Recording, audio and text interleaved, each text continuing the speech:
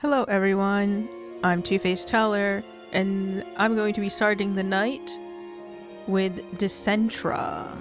This one says it's going to be a few hours, whereas the other ones were about an hour or 20 minutes. So yeah, this should be our longest one then, from the looks of it. Let's see. I've landed myself right in the mouth of a carnivorous flower with the sweetness of shelter to lure me in. Dicentra is a gothic horror visual novel. You play as Basil, a young boy lost in a forest of watchful trees and unfriendly guides. In a harsh storm, his only sanctuary is a seemingly abandoned mansion. Only once the doors have locked behind him does he learn that this place is haunted by more than just ghosts. Features a strange family and a lot of ghosts. Ooh, yay.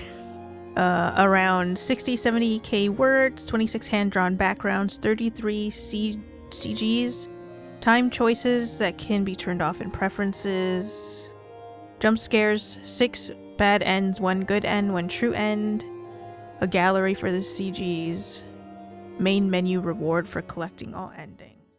Alright, this is a nice menu. Pretty.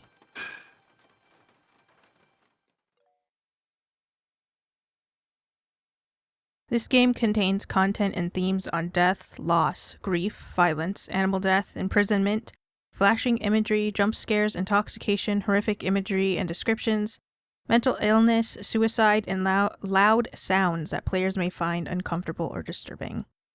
Player discretion is advised. My breath comes out in puffy clouds as I limp through the rain. It blurs my vision, forcing me to feel my way through the forest with wind crushing against me from all sides. I've never been much for prayer, but would it be too late to start now? It feels like digging my claws into anything that might make me... I feel like digging my claws into anything that might make me feel less alone right now. Then again, what god would hear someone like me out? I fumble over tangles of roots and slip over wet moss. My bones instantly shudder from the cold shock that shoots up my arms as my nails grab onto a nearby rock. The cuts all over my body start to sting again, and a pathetic whine escapes my throat. My grandmother would have a riot if she could see me now. I can hear her snide remark already. See what happens when you don't listen to me. As if I wouldn't survive long enough to hear the real deal. I sniffle in frustration and try to shake the feeling away with the rain dripping down my face. She's always right, of course. For just a moment, I thought I had finally gotten what I wanted so badly. Earned all on my own in spite of how it was always placed out of my reach. It was almost worth the consequences that came after. Lost in thought, I lose control of my limbs. I'm not used to controlling them all at once, and it's enough to throw me back into the slick earth. I wish there was a sound effect volume. Because it is a little loud. But I want to be able to hear the rain and a bit of the music. And it was a little soft. My eyes begin to burn. The ice of the rain and the pain that drags along my body suddenly overwhelm me. The storm above is harsh, and the thick canopy of trees above me does little to shield me from its rage. Instead, the trees passively turn their leaves away. If I had the guts, I'd throw my grandmother's most colorful curses at them. But I don't. I force myself to take a deep breath. I shakily lift myself from the ground, trying too hard to ignore the bite of pain that comes from my arm. For the middle of summer, it pours hard. The rain comes down like shards of ice against my skin, like it falls with the intent to hurt. In the puddle in front of me, I watch it disturb the reflection with ripples. In the brief moments where the reflection almost settles, I see piercing yellow eyes, dark fur, and wilted ears, slick and clinging to the small vulnerable form of a wolf pup. The voice of my grandmother hisses in my mind. What have you done, Basil? I need to get back home. I tear away from the puddle and trek on. Please, something lead me back home. Something, anything. After making my wish, I wonder if it's a wise thing to ask this forest for a favor. Maybe my weariness is starting to play tricks on my mind. Because I swear, something answers. It's so faint that I question if it's even real. A howl cuts through the wind, Or perhaps it's the wind that shrinks away from the sound that ambles through. Fighting my way through the forest has left my body exhausted. My mind might be neglecting its responsibility to remember what reason is. All my instincts scream to ignore it, but my heart, a stupidly curious thing, makes me take a step forward. My furry ears pick up the heavy sound of my heart pounding. I try to convince myself it's because of fear. I need to focus on where the howling's coming from. As I get closer to the sound, it begins to resemble crying. The storm also seems to start mysteriously retracting its claws. Is it the forest showing mercy, or has it submitted to something more formidable? I've lived in the woods my whole life. I should know better than anyone to never get too comfortable. A red light perforates the dark atmosphere. I swallow harshly. There's a mansion in the middle of the woods. From a distance, it would look abandoned, if not for the hazy red light coming from the rooftop. I squint. Is that a greenhouse? A shadowy figure moves quickly behind its clear walls, startling me. I duck into the tall and neglected grass that grows in the mansion's yard. After a short while, I peek through the blades. The shadow is gone. Did I imagine it?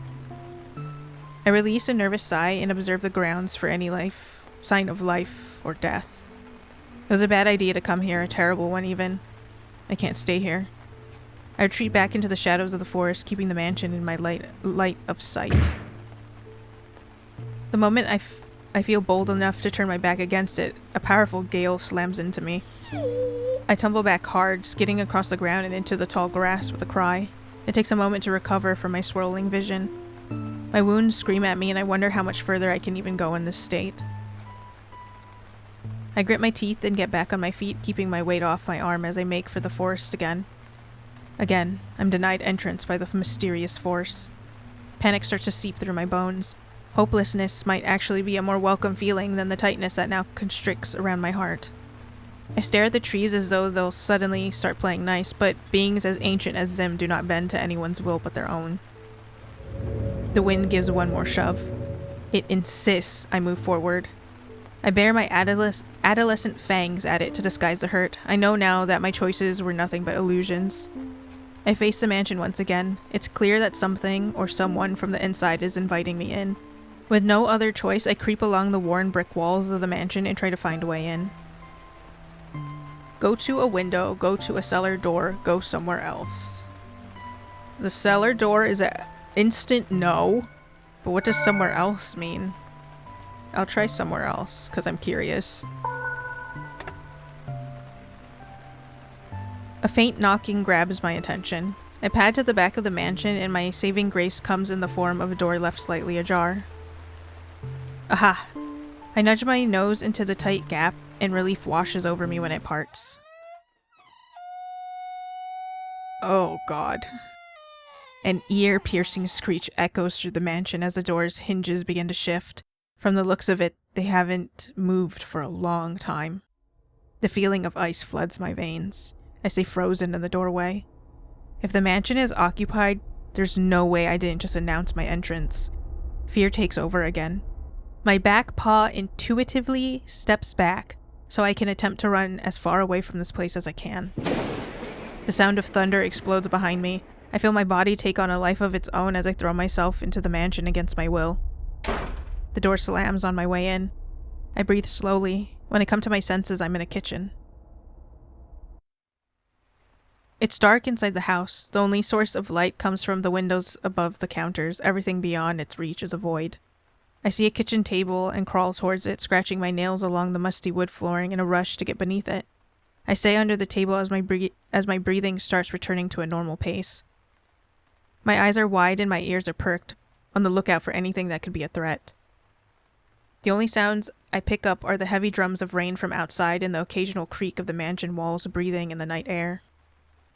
When I'm confident that there's no sign of life inside this manor, I crawl back into the open and immediately shake off as much rain and mud as I can. I let myself celebrate the minor luxury of finally escaping the maws of the weather, but I don't let my nerves calm down just yet. As soon as my eyes adjust better to the dark, I take the time to study my surroundings more. I notice a hearth that lacks any recent maintenance, dishes crowd the countertops, and a thick layer of dust forces me to smother a sneeze. This place hasn't been occupied in a long time. Surely I can allow myself to breathe just a little bit easier in this space, at least until the storm wanes. I bring in a deep inhale, being careful not to get any dust up my sensitive nose, and tread cautiously. As I sneak further in, I hold my breath at every corner, carefully looking in all directions for danger. The rest of the mansion is as devoid of life as the kitchen. Most of the rooms here have closed doors. The ones I could see in were graciously empty except for the derelict furnishings within. Barely anything is in decent shape. I couldn't guess how long it's been since a human lived in this manner, but based on the scratched hardwood floors and the broken but intricate-looking side table nestled in a dark corner, I have the impression that this place was neglected even while it was occupied. My nails tap on the floor as I limp into the hallway, my mind finally settling from all the adrenaline. The ache in my front leg starts to swell, and the heat of my body intensifies the pain. I try to admire the paintings lining the walls from end to end, but it's hard to see them in the dark. Through glimpses of light, I can make out some faded landscapes, a few mountains, some castles, and a couple of portraits. One portrait in particular catches my eye. I stop in front of it. I stare at the portrait, foolishly thinking that it's staring right back. The rising heat in my body must be making me see things. As I observe the side profile of a pale woman, I notice that she's eerily the most realistic painting I've seen so far. When she turns her head to look down at my tiny form, every hair on my body goes stiff. Her lovely features captured in oil begin to melt off as she steps out from the painting.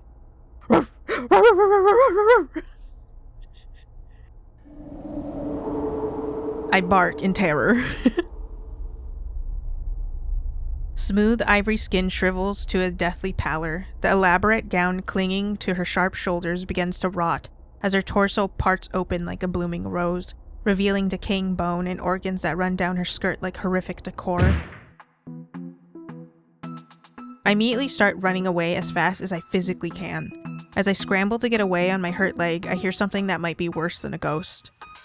The woody and spicy scent of incense fills the humid air, creating a hazy purple fog. The sound of chains moving in a controlled rhythm rattles me to the marrow of my bones. Footsteps follow shortly after, growing louder alongside the clinking chains. It's coming from the staircase. My breath quickens. I slide to a halt and backtrack away from the sounds. I look behind me and see the glowing apparition of the woman's hunched form stumbling toward me, dragging a trail of gore with a wet squelch. Hide. I need to hide. But where? My eyes dart across every inch of the hallway, desperately searching for a small sanctuary. The footsteps are right behind me. The ghost is right in front of me. This hallway now feels like a tomb. All the doors are firmly shut. I press against a wall, my heart skipping a beat when I notice a faint tapping sound coming from behind me. I turn around and witness the outline of a door revealing itself. I waste no time shoving my muzzle between the crack to wrench it open. As soon as I pry the door open, I hurl myself through and back into the darkness. I walk backwards away from the door, keeping my eyes on it. I'm so focused on the door that I bump into something cold and almost trip over it. I look up and see a dark iron staircase curling up to a high ceiling. A hatch near the top is open, letting the rain from outside drip down onto the cold metal. I hear footsteps once again, this time much louder. I don't dare to breathe or move.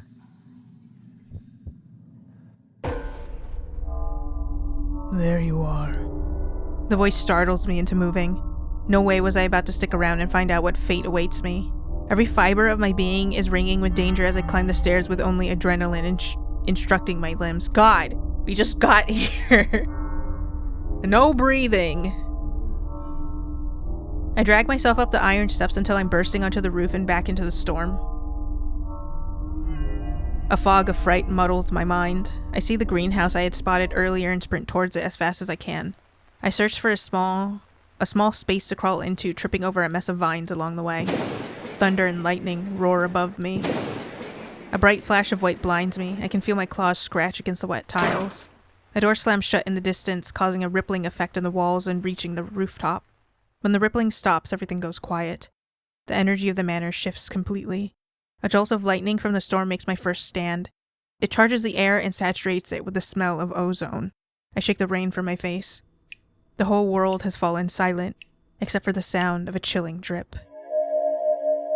Basil. I freeze. My eyes carefully follow the coil of dead roots on the gray floor of the greenhouse. Not again, please, no! Not another one! I follow its trail all the way to the blood dripping onto the dirty tiles and the pale feet beside it. My eyes climb the mysterious figure. I don't think I'll ever forget the sight before me for as short as I live. Lightning flashes brightly through the tall windows. Looming rose bushes creep along them, white roses speckled across its dark leaves like stars in the night sky. The bright flowers begin to bleed red before my very eyes. At the bush's crimson-soaked center, a small girl stands with her back towards me. Blood drips from tiny bite marks all over her hand. A red flower bulb is crushed between her delicate fingers. Instead of a strong floral scent, the smell of burning paper and wilting lilacs floods my senses. A whine unwillingly crawls up my throat and cuts through the silence. Time resumes once again. The girl turns, her gaze pierces right through me. The bulb drops from her hand. She doesn't say a word. Her attention is mine whether I want it or not. Black dots begin to appear in the corners of my vision. The last thing I see is her walking towards me, before everything fades to black. My fever is brutal throughout the night. I slip in and out of consciousness to flames beneath my skin and an ache I'd rather sleep off than face. I try to make my body go back to sleep, but rough hands force my jaw open and I feel something shoved down my throat. The intrusion makes me violently resist, but I'm far too weak to fend the intruder away. The dark takes me into its arms once again. I wake to the tang of rusty metal and humid air. The unfamiliar sensation makes my eyes snap open. Beyond the small cage that holds me, it's dark and damp. I clench my jaw as I examine my surroundings. Soon my eyes fixate on the ghost staring at me from outside my metal prison. I yelp and throw my body backwards, hitting the back of the cage. I expect the bite of hard metal on my back, but something smooth bends around my shape instead. It hisses at me in response. I don't think it liked that very much. My claws scrape the cold floor of the cage as I spin. The bars behind me morph into slithering vipers, in defensive stances, each one baring their fangs in anger. Careful. Their venom will make the blood in your body solidify in seconds. That wouldn't be a very pleasant way to die. I look at the ghost in horror. I'm breathing so quickly that I'm convinced I'll die from the lack of oxygen, or so I think. The vipers settle back into metal bars, and I make myself small. I don't want to risk testing their patience again. The ghost is not a ghost, but a girl. Her hair looks like ink that's been violently knocked over and spilled onto the floor. It melts into dark surroundings, contrasting her gray, sickly-looking skin. Her expression is blank. I see her hands tightly clutching her white gown. Do you bite? Do you? I reveal my teeth through a snarl and watch as she shows hers with a small smile. The fur along my spine stands up. She starts to move and I flinch. The girl crawls toward the cage and I curl my nails. She reaches for me, a pale hand passing through the bars without resistance. It freezes right in front of my snout. Is she checking to see if I would really bite? Has she no fear, offering her hand so fearlessly in the presence of a beast? It may only be a pup, but the sheer force of my jaws can pierce right through her palm. Repel! I pull my face away from her hand and see her startle from my peripheral vision. She pulls her hand back and holds it against her collar. I just saw, like, a scary lady, and there's, like, a dude with a skeleton on his face. I think I'd rather not, especially because the bars just turned into snakes, so I think biting her would be a bad idea. She pulls her hand back and holds it against her collar. My eyes lock with hers as she stares at me with lips pressed together. I think she expected me to bite her. It'll be hard for me to protect you if you're too scaredy cat to do as I say. My eyes snap back to the girl. I watch as she stands up and wipes her hands on her dress, not showing a single care for how dirty it's become. If you want to survive, you'll have to listen to my instructions. Okay, doggy? She tilts her head like she expects me to respond. Don't try to be too brave. You can only survive this place if you're smart. The others had too much fight in them. It made them foolish. My heart pounds in my chest from her words alone. She gives me another haunting smile.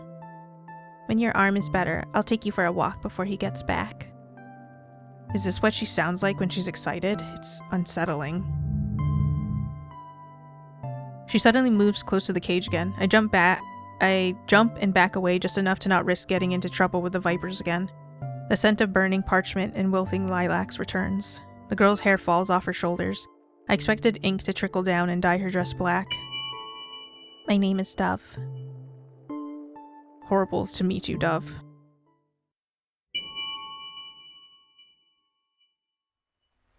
I spend the night nursing the dregs of my fever. When I'd first woken up, I didn't take notice of how much of it had already been soothed. But now, vague memories of violating hands surface in my thoughts. Did the girl, Dove, give me some kind of medicine during the height of my fever? My body still feels uncomfortably warm. I rest my head on one arm and glance at the one that had been hurt earlier. A clean bandage is firmly wrapped around it, not enough to cut off the blood flow, but enough to restrict its movement. Was this also Dove's handiwork? I sigh softly through my nose and close my eyes. Time passes ambiguously in the cage. With nothing to reference, I don't know if it's been mere hours or days. A bowl of water sits in the corner of my cage. I know from the dryness of my throat that I need to hydrate, but I have yet to muster up the courage to approach the bars that slither and rattle every so often. When I'm desperate enough to finally quench my thirst, the bars relievingly keep their metal forms. Feeling better now, I curl into a ball and my tail cradles my face. I want to go home. Exhaustion catches up to me once again. Am I a werewolf? I've been thinking about this whole time. I fall asleep on crusty metal and wake up on dusty wood. The sound of wind chimes alerts me into consciousness. My eyes snap open and my retinas are immediately burned by the color that floods into them. On the floor in front of me is a kaleidoscope of lights created by the morning sun, a stark contrast to the dark and dreary setting I was previously confined to. Maybe I dreamed it all in a feverish haze. I check on the gauze around my arm. It's still there. A weight around my neck brings me back into focus. A collar is secured around my throat. Attached to it is a long and heavy chain that leads to the leg of a large wardrobe in the corner of the room. The bedroom.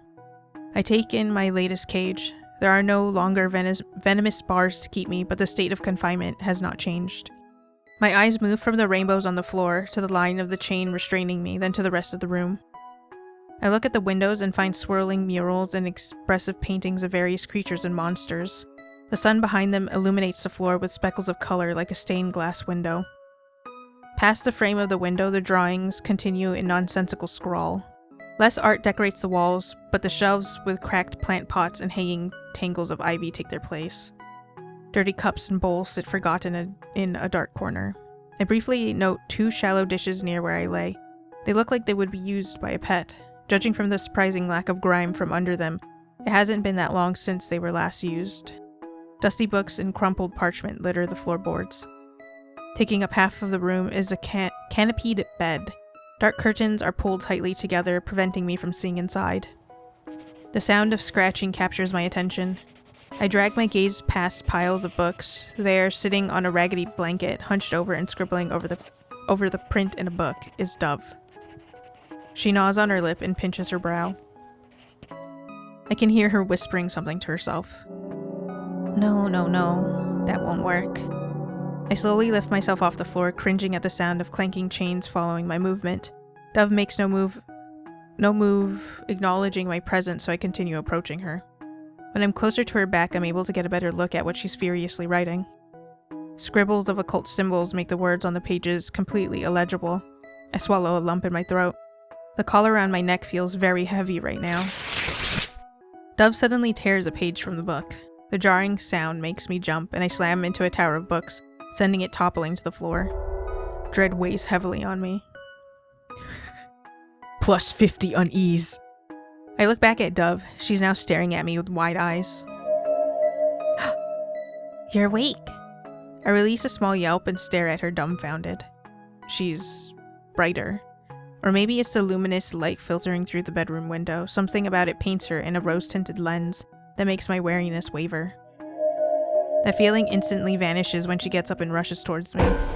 I run away as fast as my legs allow, but my air supply is abruptly cut off and I'm thrown off my feet. A sharp howl is pulled from my throat. I look behind me and see that the chain of my collar is pulled taut. I had reached its limit. I then see Dove standing in the spot I had bolted from. Her gaze creeps along the chain, making its way to my crumpled form. Icy blue eyes stare into mine and I shudder. It feels like she could unravel me through sight alone. She looks at me like she knows. Then she perks up, snapping the tension away. Oh, right. You're probably starving. The others were also very skittish when they had empty bellies. Her voice trails off as though she's become lost in thought. She starts weaving through the mess of book piles to reach the bedroom door. Wait here. I don't have much of a choice. Dove returns with a bread roll and a bowl. She sets the bowl down a couple feet in front of me and retreats back to chew on her own food. I attentively approach it. The bread smells like heaven. I lick my lips on instinct. It must have been ages since I last ate because I watch her tear chunks from it and mark every little crumb falling onto her white dress with yearning. I look down at the bowl she left for me. The sight of red, fleshy chunks greets me. Raw meat. She gave me a bowl of raw meat. I can't eat this. Or, well, maybe I could. But the idea of it has nausea coursing through me. I stare at the fresh blood pooling at the bottom of the bowl. Then I glance over at the bread. Then back down to the bowl, feeling conflicted. My stomach growls. I can feel saliva start to drip down the side of my mouth. I can't do it. Are you gonna let it go to waste? Oh my god. Dove's voice comes from right above me, and fear flutters into my stomach. Okay then. My eyes snap up. Dove reaches for me and I flinch, scattering away. She kneels in front of the bowl and dips her hand into it, crushing a fistful of squishy red meat between her fingers. She brings the raw meat to her mouth. I freak out. I rush forward and clamp my teeth on her sleeve, tugging her arm away from her face before she can eat the raw bits of flesh. The sudden change in momentum throws her off balance. She throws her arm out in front of her to catch herself from falling over. She stares at me in bewilderment and blinks. The raw meat slips from her hand and onto the floor. Blood seeps through the cracks and soaks into the grain of the wood. What is it? She picks up the bowl and stares into the clump of tender flesh. Has the meat gone bad? She brings the bowl to her face and gives it a sniff. Her nose crunches. It smells okay still. Dove stands up, scraping the pieces of meat off the floor and throwing them back into the bowl, then starts to leave. Fine, I'll get you something a little more savory. Dove returns with a new bowl of what looks like stew. I inspect it thoroughly, checking for insects or anything inedible. When I surmise that there's nothing of the sort, I dig in greedily. My eyes begin to sting after the first few bites. The stew is bland. It makes me yearn for my grandmother's cooking so badly. From the corner of my eye, I can see Dove watching me like a hawk. Like a single blink is enough to make me vanish. If only I could. As I finish eating the stew, a soft thudding captures my attention. I look back to see my tail wagging against the floor. Stop it! Stop, you're giving me away! I feel myself shrink with embarrassment. I immediately cease its movement, but not before Dove takes notice. Looks like your energy is returned. Her eyes move to my arm. Does it still hurt? I stare at Dove, then hesitantly put my weight on my wrapped up arm. The sharp pain is mostly gone, but a dull ache still remains. If the opportunity for me to run away came, I could probably do it, but not without difficulty. I make a frustrated whine. Dove tilts her head at me, considering my reply. She approaches me again, slowly this time. I hold my breath as she comes close, her hands hovering near the collar around my neck. I'm suddenly hyper-aware of how quiet it is. There's no drum of rain or crack of thunder to be heard from outside. Hope dares to grow inside my racing heart. Will you hurt me if I take it off? I didn't bite you the first time, so... And I still don't know what's going on, and you haven't done anything to me yet. You gave me food. I don't feel the need to have to hurt you. Play dumb, I answer her. What's she gonna do? Tell somebody that I understand? I shake my head slightly. Dove gives me a curious look. Her hands hover for a short moment, then she nods. The weight of the collar lifts off my shoulders. Then I bolt. I didn't say I wasn't gonna run away! Whew!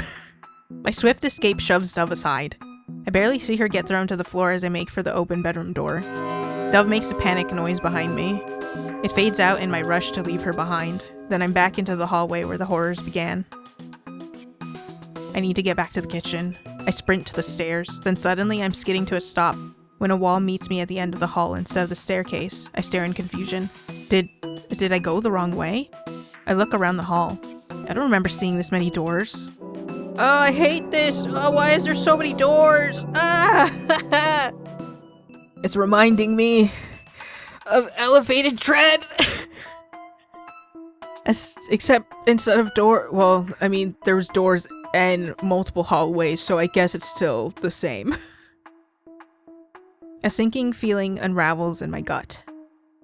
I run down a new hallway, then turn into another, then another.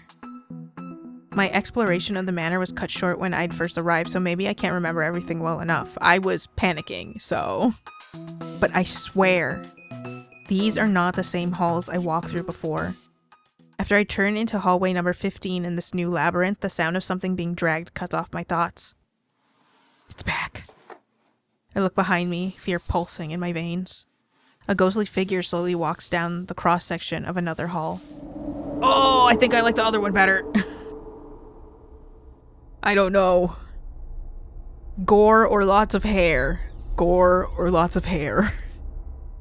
What is lots of hair? Can I get 100 on lots of hair? I would like to fill in the blank. Lots of hair. Long hair protrudes from its head, running down to the floor stiffly like straw and hiding most of its long, thin limbs. I watch it disappear around the corner, completely frozen in my spot. Another ghost. I've never seen one this corrupted before. I now feel extremely vulnerable, like a beacon standing in the long and open corridor. That's super corrupted? I thought the one that was split in half, trailing gore after it, would be like super corrupted. A tapping noise is next. My heart pounds violently in my chest as I search for the sound. I immediately see another ghost heading straight for me. Oh my god, how many ghosts are there? What's that one movie? 13 ghosts. Are there 13 ghosts? We have a greenhouse. Does that count as a glass mansion? I yelp and crush myself against a wall as if it'll make me invisible. Oh my god. Jesus Christ. I think I'd rather have the other two and not this. This ghost staggers toward me with bony knees knocking together. A thin veil curtains its upper body and something that resembles a bird's beak peeks out of its chest. The closer it gets, the better I'm able to make out the detail of its leathery skin and the beady bloodshot eyes that dapple across its face above the rotting beak. What face? I don't know what you're saying. It looks like a crow with like a messed up head. I don't know what your description was. Needle-thin arms bend sharply at the elbow and reach back behind the ghost's head. It balances on its elbows and pulls itself forward on them. I make myself paper-thin and shiver when part of its elbow brushes against one of my paws. I start breathing again when it passes quietly, then back away into an intersection of hallways. Another ghost almost tramples me. Another one? Oh my god! Two ghosts follow one another down the path of the bird-like ghost.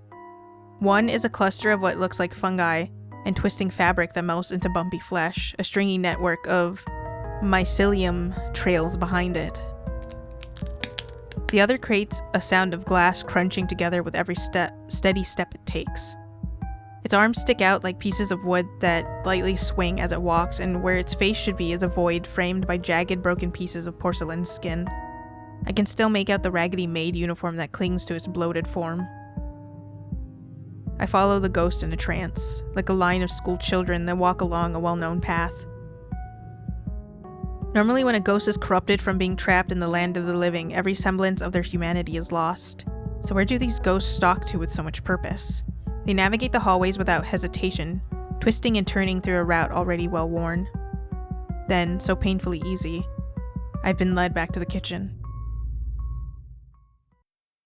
I see Dove standing on the kitchen table, delicately twisting an incandescent bulb into the hanging light fixture. Dried black tears stain her cheeks, but her expression betrays no sign of dejection. Another bulb is held loosely in her other hand. This one has been burnt out so badly that no light can penetrate its ashy blackened surface. It took 40 years to develop this type of filament. The ghosts surround her. I watch them reach for her and I open my jaws to bark out a warning, but I choke on my rising panic. Dove doesn't notice them and continues to screw in the bulb. I read that these bulbs can stay lit up for 1,200 hours. Claws brush against her skirt. And yet after less than a week, their legacy of lighting the dark has been snubbed out forever. With one last turn of her wrist, light envelops the room. Something so wonderful.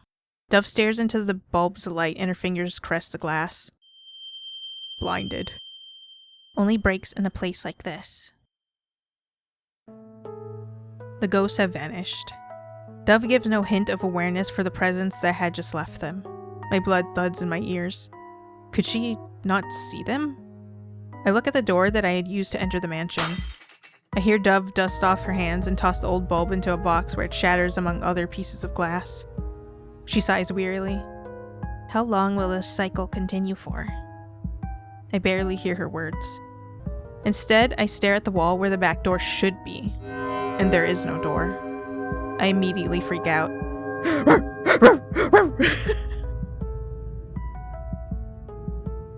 Just following instincts, man. I run to the wall, ignoring the ache of my arm, and scratch at old wallpaper, hoping the door was only hidden behind it. My claws tear through wood, but as I continue scratching, the outline of a door does not reveal itself. I back away, staring at the shredded decoration and breathing rapidly.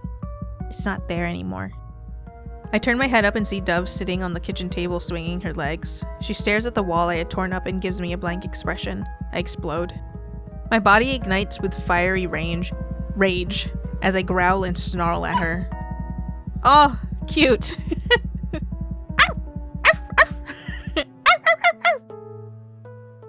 She frowns and her eyes turn downcast with guilt. I don't know how to get it back. I bark louder. I attack her. I force her to help. I give up. I bark louder.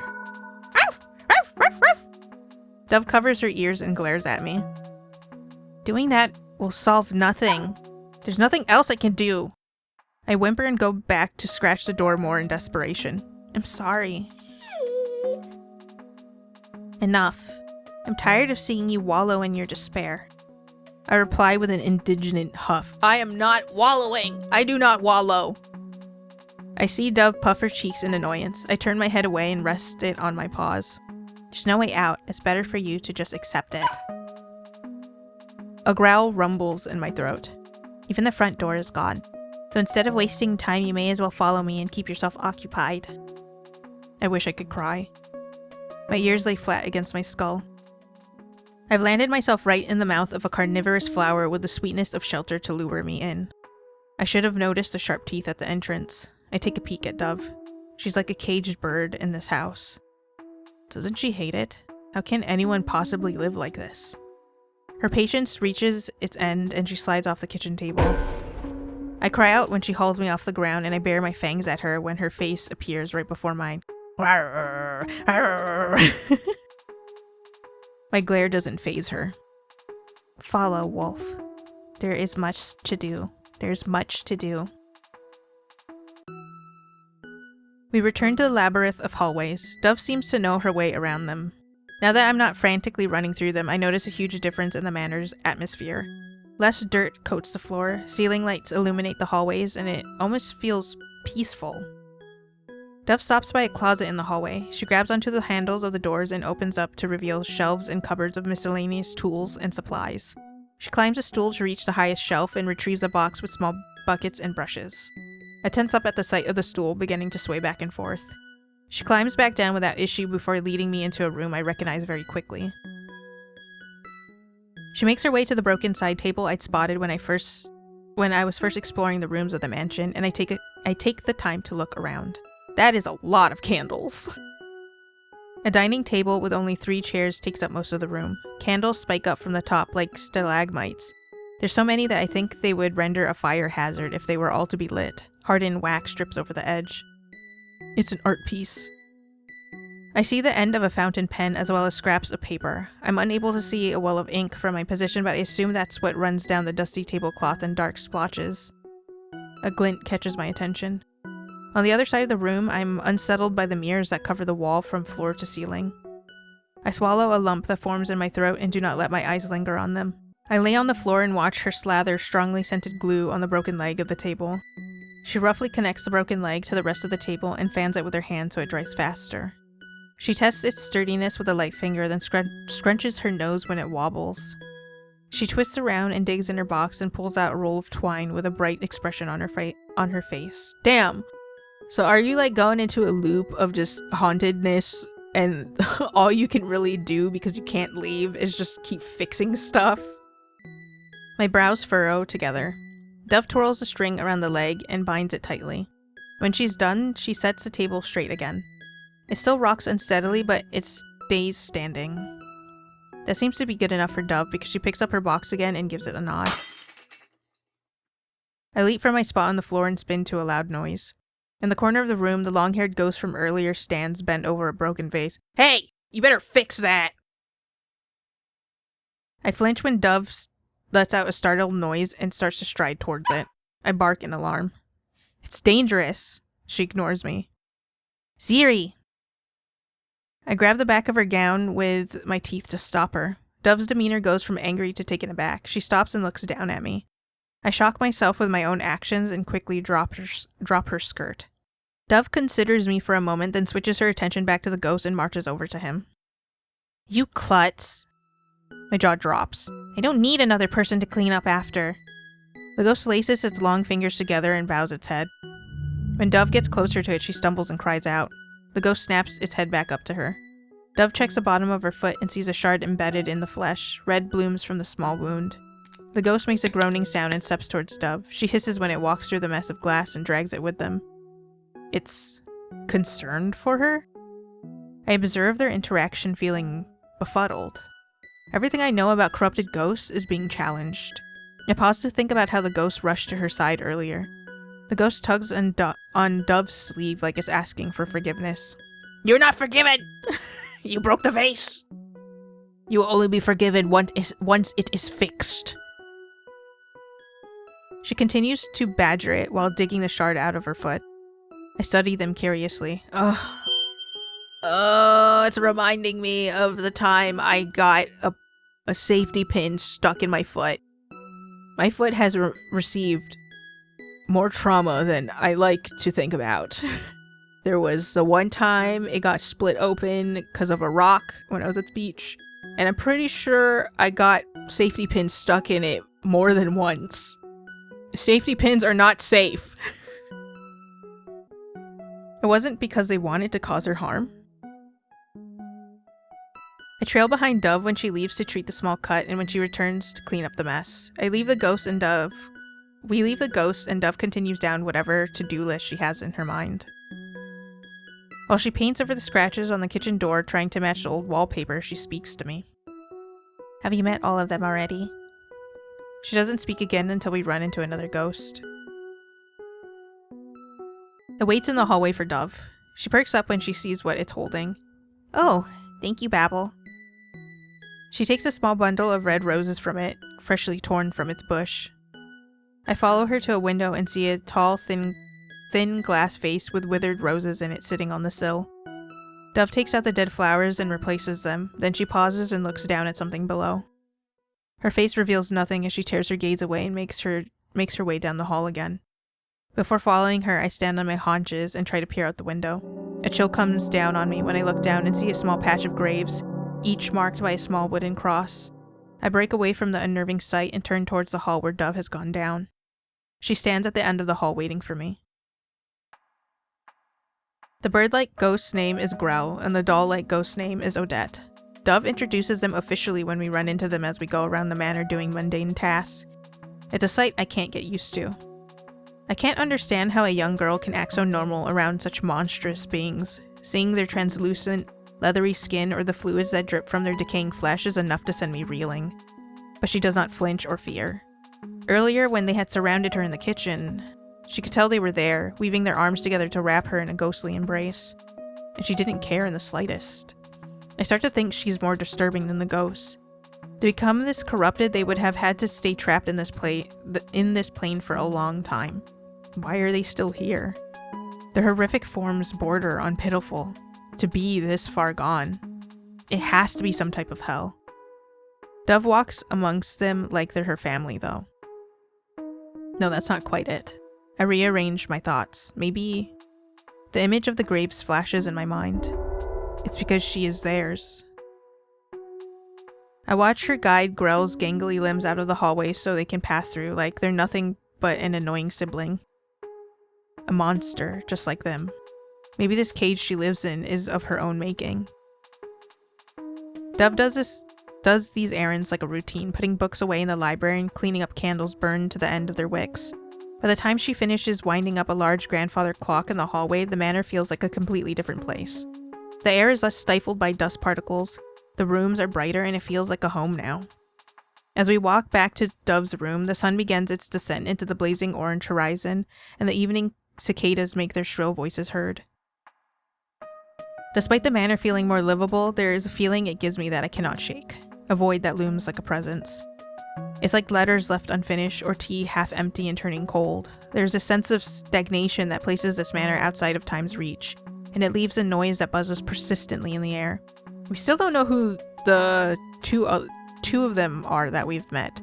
There's the ghost, the painting ghost, and then there's that guy with the animal skull.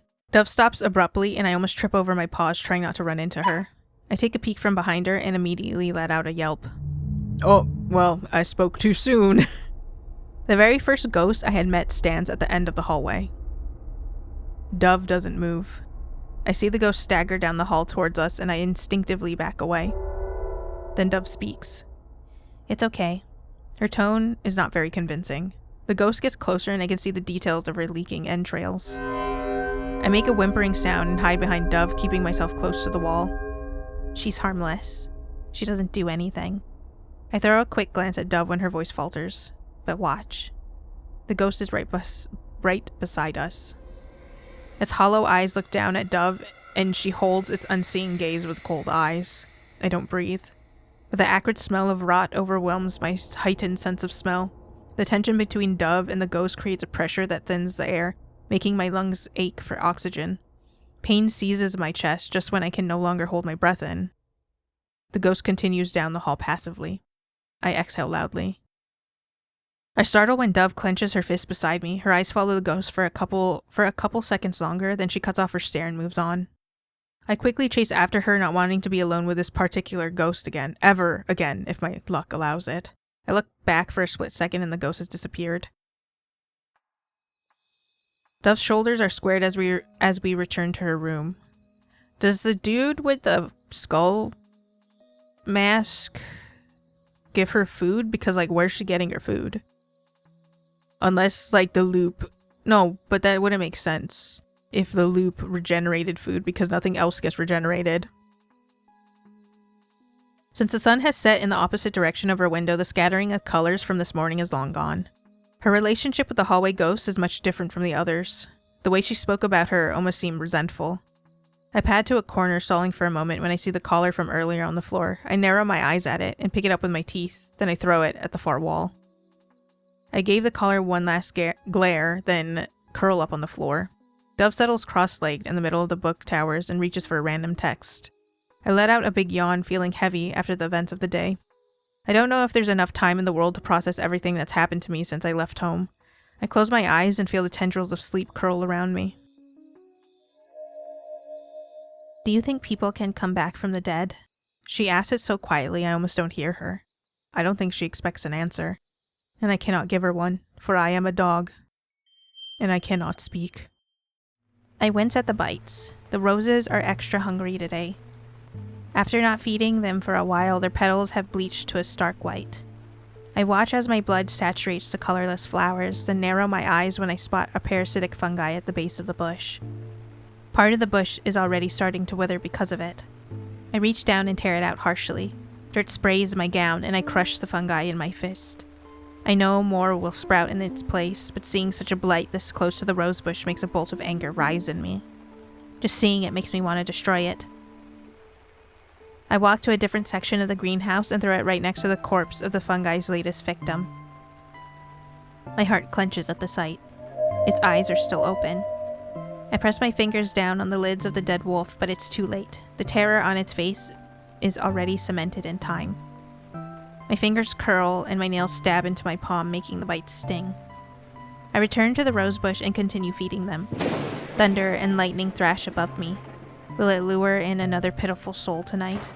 I hear a door slam and I flinch, crushing a bulb in my hand. My ears listen intently, searching for lingering traces of his presence. When I find none, I take a deep breath and finally let myself relax. I tear the bulb from its stem and my hands fall to my sides. The sound of the rain is so clear now as I close my eyes to let it wash out everything else. I relish in its violence against the roof of the greenhouse and tremble under the crisp cracks of thunder. To pass the time, now that it is mine again, I whisper something my mother taught me under my breath. Then I hear a whimper come from behind me. Death returns. I look up from my view of worn book spines and see Dove. She sits in a creaky wooden chair with her knees drawn up beneath her chin. The music kind of reminds me of, shoot, what game was it? It was a DS game. I think they remade it for the Switch. It was called Trace Memory in North America. I like the game, but like, I was able to finish it the first time I played it. The second time I played it, for some reason, I was just like, what am I doing? And so I would stop, go back to it from where I was, and then go, I don't know what's happening now. But they remade it and I need to pick it up again. She sits in a creaky wooden chair with her knees drawn up beneath her chin. She brushes pale fingers across the rough paper of a large tome sitting open on the desk in front of her. The desk looks like it's made of dark wood, with deep grooves and jagged swirls that have been carved by something sharp. It sits tucked away in the back of a small library in the mansion. Large bookshelves loom around us like trees in a dark forest. The narrow, arched window above the desk and dripping candles are the only things that light up this dark and decrepit space. I didn't know the mansion had such an intimidating space like this until we had wandered in earlier. Today's itinerary did not include any of Dove's peculiar chores. Instead, she spent the time wandering around the manor with a notebook and a stick of charcoal. I follow her as she roams aimlessly through the halls, weaving in and out of different rooms. As she continues wandering, body and mind seemingly detached, I carefully inspect every inch of manor, just desperate for a sign that proves this house can be cracked open, allowing me to finally return home. At some point, she stops wandering to sit and curl up on the floor of a decorative stone bust. When I look past her darkly smudged hands, I catch glimpses of pages portraying the same bust over and over again. I don't think it's possible for her to draw that quickly in such a short amount of time. I wonder if she has her subject memorized by now, considering how familiar she is with it. Dove seems to be drawn to art. Her sketchbook joins her throughout all of her tiny efforts to kill time in this house that she cannot leave. I begin to think that the professional paintings lining the hallway walls have some influence on this creative side of her. Perhaps she is inspired by someone close to her, or maybe she's just intensely curious. I do wonder what happened to her family for her to end up in such a bizarre state. My thoughts trace back to my arrival at the mansion. There's someone who has yet to appear, and I strongly hope that I'm gone long before he makes his appearance again. Dove surprises me when she walks into a new room during our walk. I cautiously follow her in, and the room reveals itself to be a library full of grit and darkness. I can see dust particles floating silently in the tall beams of light that filters into the room. It tickles my nose and makes me sneeze, throwing me forward into a roll until I land on my back with a view of the spiderweb-infested ceiling. Dove pays no attention to my fumble and carries on to the back of the room until she reaches a stack of books. I shake my head to recover, ears flopping against my skull, and follow her the rest of the way in. As I delve further into the room, I quietly observe the floor-to-ceiling rows of bookshelves. All of them seem to vary in width and are arranged in a pattern that seems maze-like. Books stand in tall piles and scattered around the floor, like they've been thrown around carelessly. My ear gives a small twitch at the sound of one hitting the floor, and I turn my gaze to Dove. She silently slips into a chair with a book in hand. I see her focusing intensely on reading after settling into the desk, and I slump to the floor. Today's humidity has followed me like a blanket I can't push off. It's so thick it feels like I keep walking into a wall of heat. Dove doesn't seem as bothered by it, but she's not the one covered in fur. I start panting loud enough to draw Dove's attention away from her book. She glances over and wrinkles her brow at me. "What's wrong with you?" I tilt my head in confusion. Her eyes rake over me inquisitively, then they brighten. She hops out of her chair. I start to stand so I can follow her, but she's already speeding out of the room. "Stay here." My ears flatten anxiously, but I slide back down to the floor. It's too hot to move anyways, I guess. Dove soon returns carrying something in her hands, and I go on edge. Please don't have raw meat again. My body tenses when she sets a bowl in front of me, then I immediately relax again. Oh, water. I give Dove a quick side eye. Her attention is already settling back into her book. After drinking a belly full of water, I plop down on my side, feeling much more refreshed. "You shouldn't be drinking too much water. Your tummy's gonna turn over. Then you're gonna die." I blink blearily after a noise disturbs my brief midday nap. Did Dove say something? I flinch and tilt my gaze after Dove slams the cover of her book shut. She lets out a large sigh and throws her arms straight out over the desk with her head bowed between them. She then turns her head towards me. "Have you ever seen a witch?" My ears perk up. Why did she ask that? Dove is clearly not a witch herself, as far as I've been able to tell at least. I can't imagine what kind of witch would want to spend their time meticulously drawing the same thing over and over again. And Dove feels within my reach. No witch can make me feel that way. However, the possibility for her to have any relation to a witch is increasingly tangible. Only magic can explain the things this mansion is brimming with. I can't find comfort in a place like this, but avoiding a run-in with a witch has been a blessing, considering the obvious traces of one. If only I could ask Dove for answers. The more I learn about this place, the more questions I have. It's so frustrating not being able to speak. I startle from the sound of a book dropping right in front of me. The book Dove had been leafing through now sits before me, open to a random section. I can't help but let my gaze flicker down to it. My eyes widen as I take in the contents of the page before me. Strange symbols and cursive writing fill every inch of the old parchment. I stand and draw closer to see better. Curious thing, aren't you? I look up and see Dove facing me in her chair, observing me with her head resting on her palm. I freeze under her stare, my eyes dart to the book again. "You know that has a 100% mortality rate with cats." I tip my nose up at her. Good thing I'm not a cat. Dove narrows her eyes, the corner of her lips twitches. She unravels her curled limbs and stands from her seat. From there she drags her bare feet across the floor until she reaches the open book, kneeling down and flattening her palms over its pages. Well, I suppose there is more to the cat's story than people think. I can only catch a quick glimpse of the rough circle carved into the hard leather of the cover before Dove grabs it and flips it closed. She then opens it again to the first few pages with undelicate hands. I read the words at the top of the page. Death returns. Dove traces her fingers over the words. Satisfaction brings it back. I feel my tail wagging at the base of my tail as I look up to Dove. Would you like to learn about magic? It's not just something anyone can do. My yellow eyes meet her blue ones. Magic. Nothing has ever haunted me more.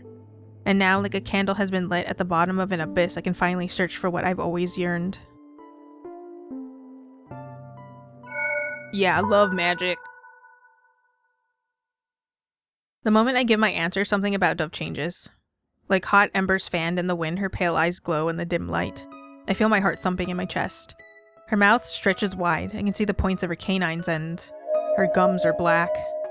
Dove rarely smiles, even more so with teeth. I hold back a shudder. Was she like a dead child that got revived or something? This time I know for sure that my heart does not race in fear. Dove looks directly into my inhuman eyes. A malevolent grin creeps across her face. In that moment, I knew she could see her fiery eyes reflected in mine. My eyes walk across the first page, my chest blooming with excitement. A book about magic. I've never been able to read one before. They were all removed before I could get the chance. Everything you could ever want to know about magic is written in this book. It's a witch Bible, after all. My mouth goes dry. For a moment, I imagine myself elsewhere. I'm back with my grandmother sitting on the carpet by the fireplace and having my burning questions dismissed once again. Your birth brought you freedom, Basil. One day you will understand that. I can only smother my disappointment with a short reply. No matter how many times I asked for an explanation, she would always deflect or ignore my prodding. so I stopped asking and started searching for my own answers. I see nothing special about myself, but I could be. See, ignoring questions like that and not just giving an answer, that causes problems.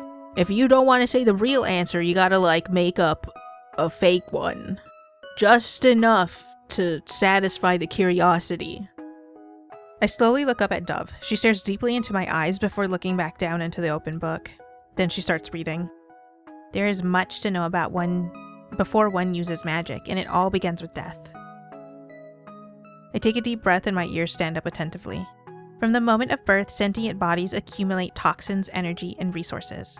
Upon death, these bodies begin to rot and break down, returning these compounds to the environment. It's hard to believe, but in the state of decomposition, new life is abundant in the absence of an old one.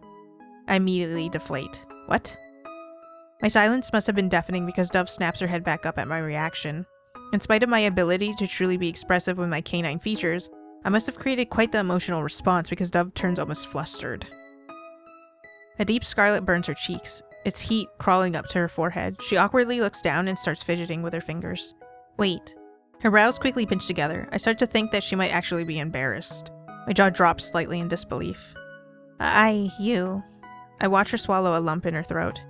I realized that was probably difficult to understand. I forget to breathe when Dove looks at me once again with fingers tightly intertwined in round eyes.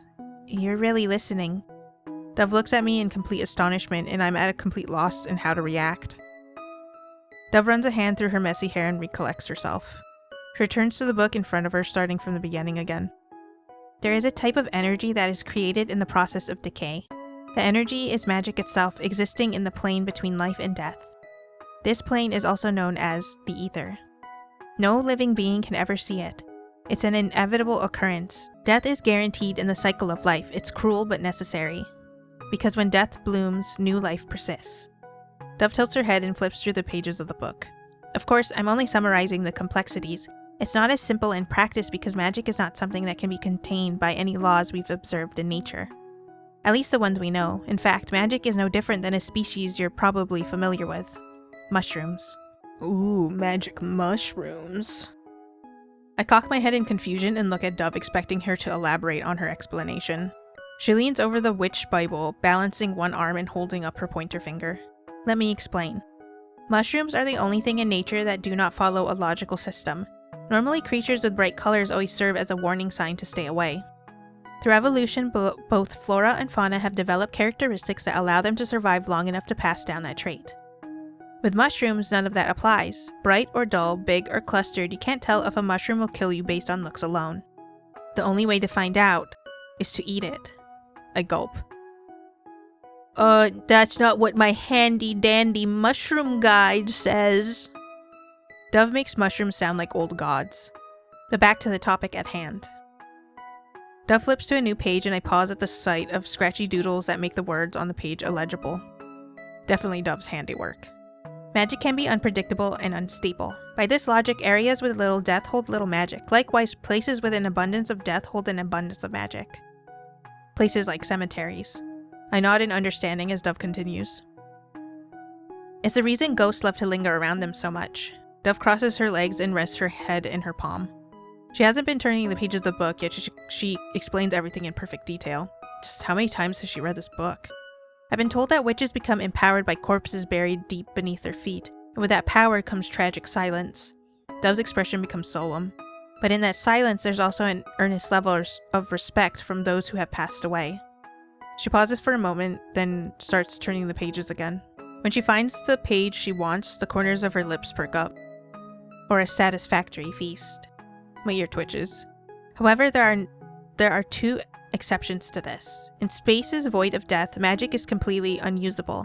Most witches usually avoid them like the plague.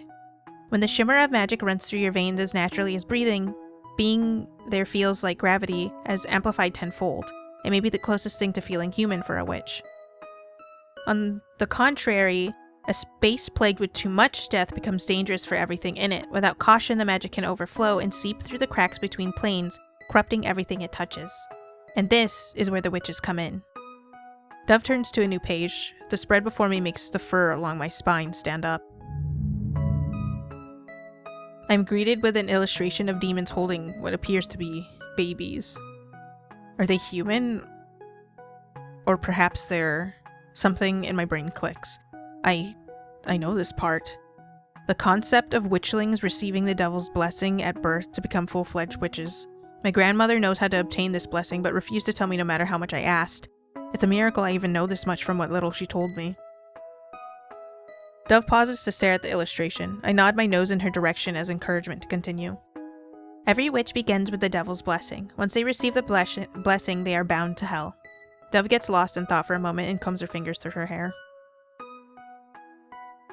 Did you know that witches have 3 commandments? I blink. Of course it's 3. 1. Know God before the devils. 2. Thou shalt honor the devil's gift. And 3. Magic shall never be used without the devil's permission. Dove frowns as she states the last commandment. She didn't mention how witches receive the blessing. I whine in disappointment. Dove seems to completely misunderstand my reaction. Are you scared? Don't worry. Demons won't be making deals with a little puppy like you. I snort in annoyance. The relationship between demons and witches is symbiotic.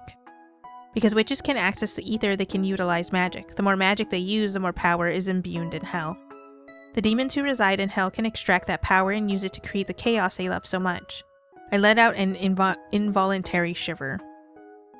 I can't help the anxiety that rises from the knowledge of using magic to provide enrichment for beings that love nothing more than trouble. However, witches don't just exist for demons to live vicariously through them. They have the responsibility of keeping magic levels in balance. That's so boring to talk about, though. The most important thing in this book are these. Dove shows me a page filled with magic circles. Using magic is a little different from fairy tales. You can't just conjure something from nothing with a swish of your hand. Not without a couple of steps, at least. Magic is far more similar to... Dove taps her index finger on her chin. Oh, it's like barking. I feel my brows pinch in confusion. Magic is like... baking, not barking. Magic is like making cakes? I accepted it too, and if he didn't mention the baking cakes thing, I would have been like, huh, how odd. Well, you see, baking requires perfect measurements. Dove flips through the witch Bible until she lands on her desired page and lifts the book and presents it to me. Strange symbols greet my eyes. Each one of these symbols represents elements. These are your ingredients. She turns to a new page filled with various illustrations of circles. In order to use magic, you need to gather the right elements and place them within a circle that looks just like this one. Every space within the circle is like a number. This is why magic is like baking. The ingredients and measurements must be exact. A single miscalculation could be the difference between enhancing a rose and killing it. One more thing. For every spell in this book, there is a secret ingredient. Dove slides a page between her middle and ring finger until the paper meets the webbed skin of her hand. Without even flinching, she pulls her hand across the paper. I immediately cringe away like I could feel the stinging sensation of paper slicing into her sensitive skin firsthand. Dove holds her hand up and pinches the flesh around the paper cut, pushing out beads of scarlet. She sets the witch Bible flat on the floor again and hovers her hand over the drawings of circles. More blood runs from the cut and forms a crimson droplet that hangs from the tip of her finger. It feels like minutes go by before the droplet finally falls from her hand, staining the paper below. The sound of blood dripping onto the page echoes in my ears like a ticking clock. I focus on the way the blood splatters on impact right in the middle of a circle, then runs down the curve of the paper until it fully soaks into the parchment. If you've made your spell correctly, all you need is a little witch blood to make it transform before your very eyes. Into art. Dove curls her hand into a fist. Witchlings may not have a demon's blessing, but we are surely not human. We come from fire and brimstone after all. Magic belongs in our veins. Just because we are not connected to the ether doesn't mean it isn't there, just waiting for our call. Dove leans over the bloody drawing with hunger in her eyes. Her hair falls like a curtain of bramble around the witch Bible. The sight makes me think of putrid veins that spread from an infection. One day we won't need anyone's blessing to take what is ours. I tense up. She notices my stiffness and gives me a small smile. Are you intimidated by magic now? Don't worry, there's no need to go through something as advanced as creating your own spells. That's what the Witch Bible is for. It contains all the spells you could ever need. Dove trails off. It looks like she has more to say, but she hesitates to express her thoughts. I rest my head on my paws as the silence stretches. Dove's expression sours before speaking again. I want more, though. My head lifts. These spells aren't enough for me. She narrows her eyes at the witch Bible and smooths the parchment with her hand before crumpling it into her fist. I blink in surprise. Witches are brave enough to walk the earth as hosts for parasitic demons in hell, and yet. Dove looks down at her open palms, her gaze lingering on her wound, blood now clotted. She starts raising her voice and I flinch in response, and yet they bind themselves to so many rules. They can use magic. They're the only ones that can use magic. All the possibilities in the palms of their hands. But what's this? Dove throws the book open, showing the words carved on the inside of the back cover. Oh my god. Maybe one of the bad ends is gonna be her sacrificing Basil. Because I'm pretty sure Basil is a witchling. Born from fire and brimstone. Do not use magic on people. Do not waste magic with minuscule pursuits. Always keep magic levels balanced. Never take too much. Her face contorts in frustration with every line she reads. They smother themselves. They make themselves so small. They do not pursue progress. There is only tradition this and tradition that. It drives me mad. Dove suddenly grabs the witch Bible and violently throws it. I jump out of the way as it bashes into a wall. A flurry of papers erupt when it slams onto the desk beneath it. Dove stands, huffing out short breaths and clenching her fists as pages flutter down around her like snowfall. The sight haunts me. It's like seeing a glimpse of a dove free from the walls that contain her. Everything you want to know about magic is written in the Bible, but I want more. As I watch the papers flutter to the ground, I notice something written on all of them. Alchemical compositions sketched with impatient scrawl litter every page I see. The symbols and circles look nothing like what I had seen in the witch Bible. Dove mutters something to herself. I'm not afraid like they are. The temperature around me drops. I almost expect my breath to cloud my face when I exhale. Just what is Dove trying to create? Dove drifts back to the desk, but she doesn't sit back down. She just stands there instead, completely lost in thought. I look around the room feeling awkward in the silence. Eager to not sit in it for a second longer, I stand and get ready to wander off. I turn back and give Dove one last glance before trotting away. I wander around the library, observing the piles of dusty books on the floor and the worn spines that crowd the shelves. One book in particular captures my attention. I take nimble steps closer to inspect a strange object hugging a book on a bottom shelf. It resembles a spider with long and bony appendages that stretch around the cover. Something about it fills me with unease. Everything about this place fills me with unease. I start to back away when out of nowhere, I'm thrown on the floor and air's knocked out of my lungs. I let out a yelp, quickly realizing that was a mistake. Something wraps tightly around me, constricting my movement and making it difficult to breathe. The more I struggle, the tighter the grip becomes. My eyes begin to sting as I catch a glance of the strange book I saw earlier. The cover is now bare. The spider-like object that had wrapped around its spine is now crushing me with its limbs. Oh, the spider was real! The spider is in the real now! Footsteps rapidly reach my ears and I see Dove appearing around the corner of a bookshelf. I can see the look of surprise etched on her face, a strange reaction to seeing me get crushed to death. I thought he got rid of that. She finally shows panic when I let out a pained bark. Dove rushes over and drops to her knees. I can feel her bony hands trying to dig under the spider's legs, but it digs into my flesh in the process. She pulls her hands back and bites her lip. I then feel her grabbing me again and hauling me into the air. Just hold on, I can fix this. Her confidence is betrayed by her wavering voice. Is this it for me? It's a miracle I even made it this far, at least.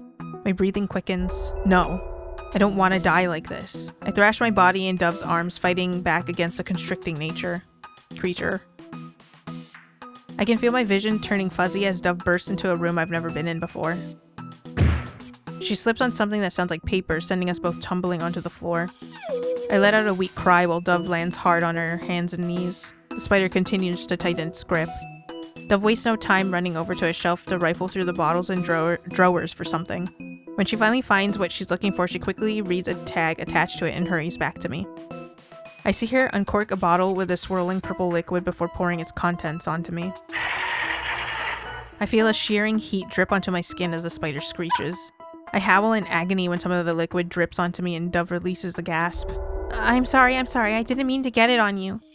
I whimper to cope with the pain. The only relief I can feel is a loss of suffocating pressure around me.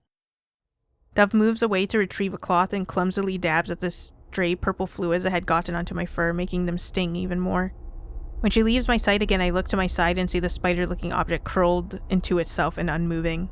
I fart in its general direction. How dare you!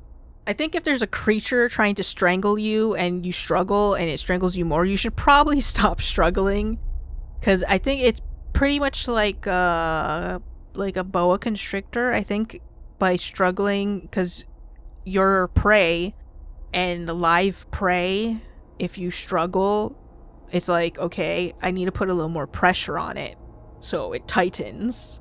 I mean, this is not guaranteed considering we are also in magic world. Dove stops for a moment, stumbling in the process, and gives it her attention as well. I'm not sure how I expected her to feel over the aggressive little creature that almost killed me, but the face she makes catches me off guard. She looks like she's in mourning. Dove nudges the spider with her foot. I hold my breath in fear that it'll spring back to life and make a second attempt to take my life. What a shame. My head perks up. That was my first successful spell. My blood runs cold. What does she mean? You've seen quite a few of my spells by now.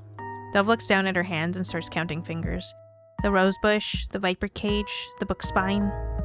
The sound of something tapping against glass makes me snap my head around. Up on a shelf, I spot what seems to be the source of the noise. Crimson cloaked moths thrash around in a jar. Dove also looks up at them. Ah, those are mine as well. Cute, aren't they? I gave them the raw meat you didn't want to eat, so they're probably hungry again. She gives me a small smile and nausea ripples through me. You know, leaving a child to do nothing but be around ghosts and figure out magic is a really bad thing if you don't want her to crave power. These things are a success to her. She created these horrific creatures. That shouldn't even be possible. Dove can't use magic. Can she? No, I doubt it. I feel my mind racing. If she was not the one who created them, then who did? I hear Dove fuss around the room once again and I take in my surroundings. It appears to be some kind of study or lab. Shelves and cabinets line the walls filled with jars and bottles. The air is thick with a strong smell of herb, fresh and stale all at once. It's almost overwhelming. When I look to the very back of the dark room, I let out a yelp. Light pours in from a small window and disturbingly outlines an arrangement of skulls around a dark frame. It looks like a mirror, but the surface of the glass is dull and doesn't reflect anything very well.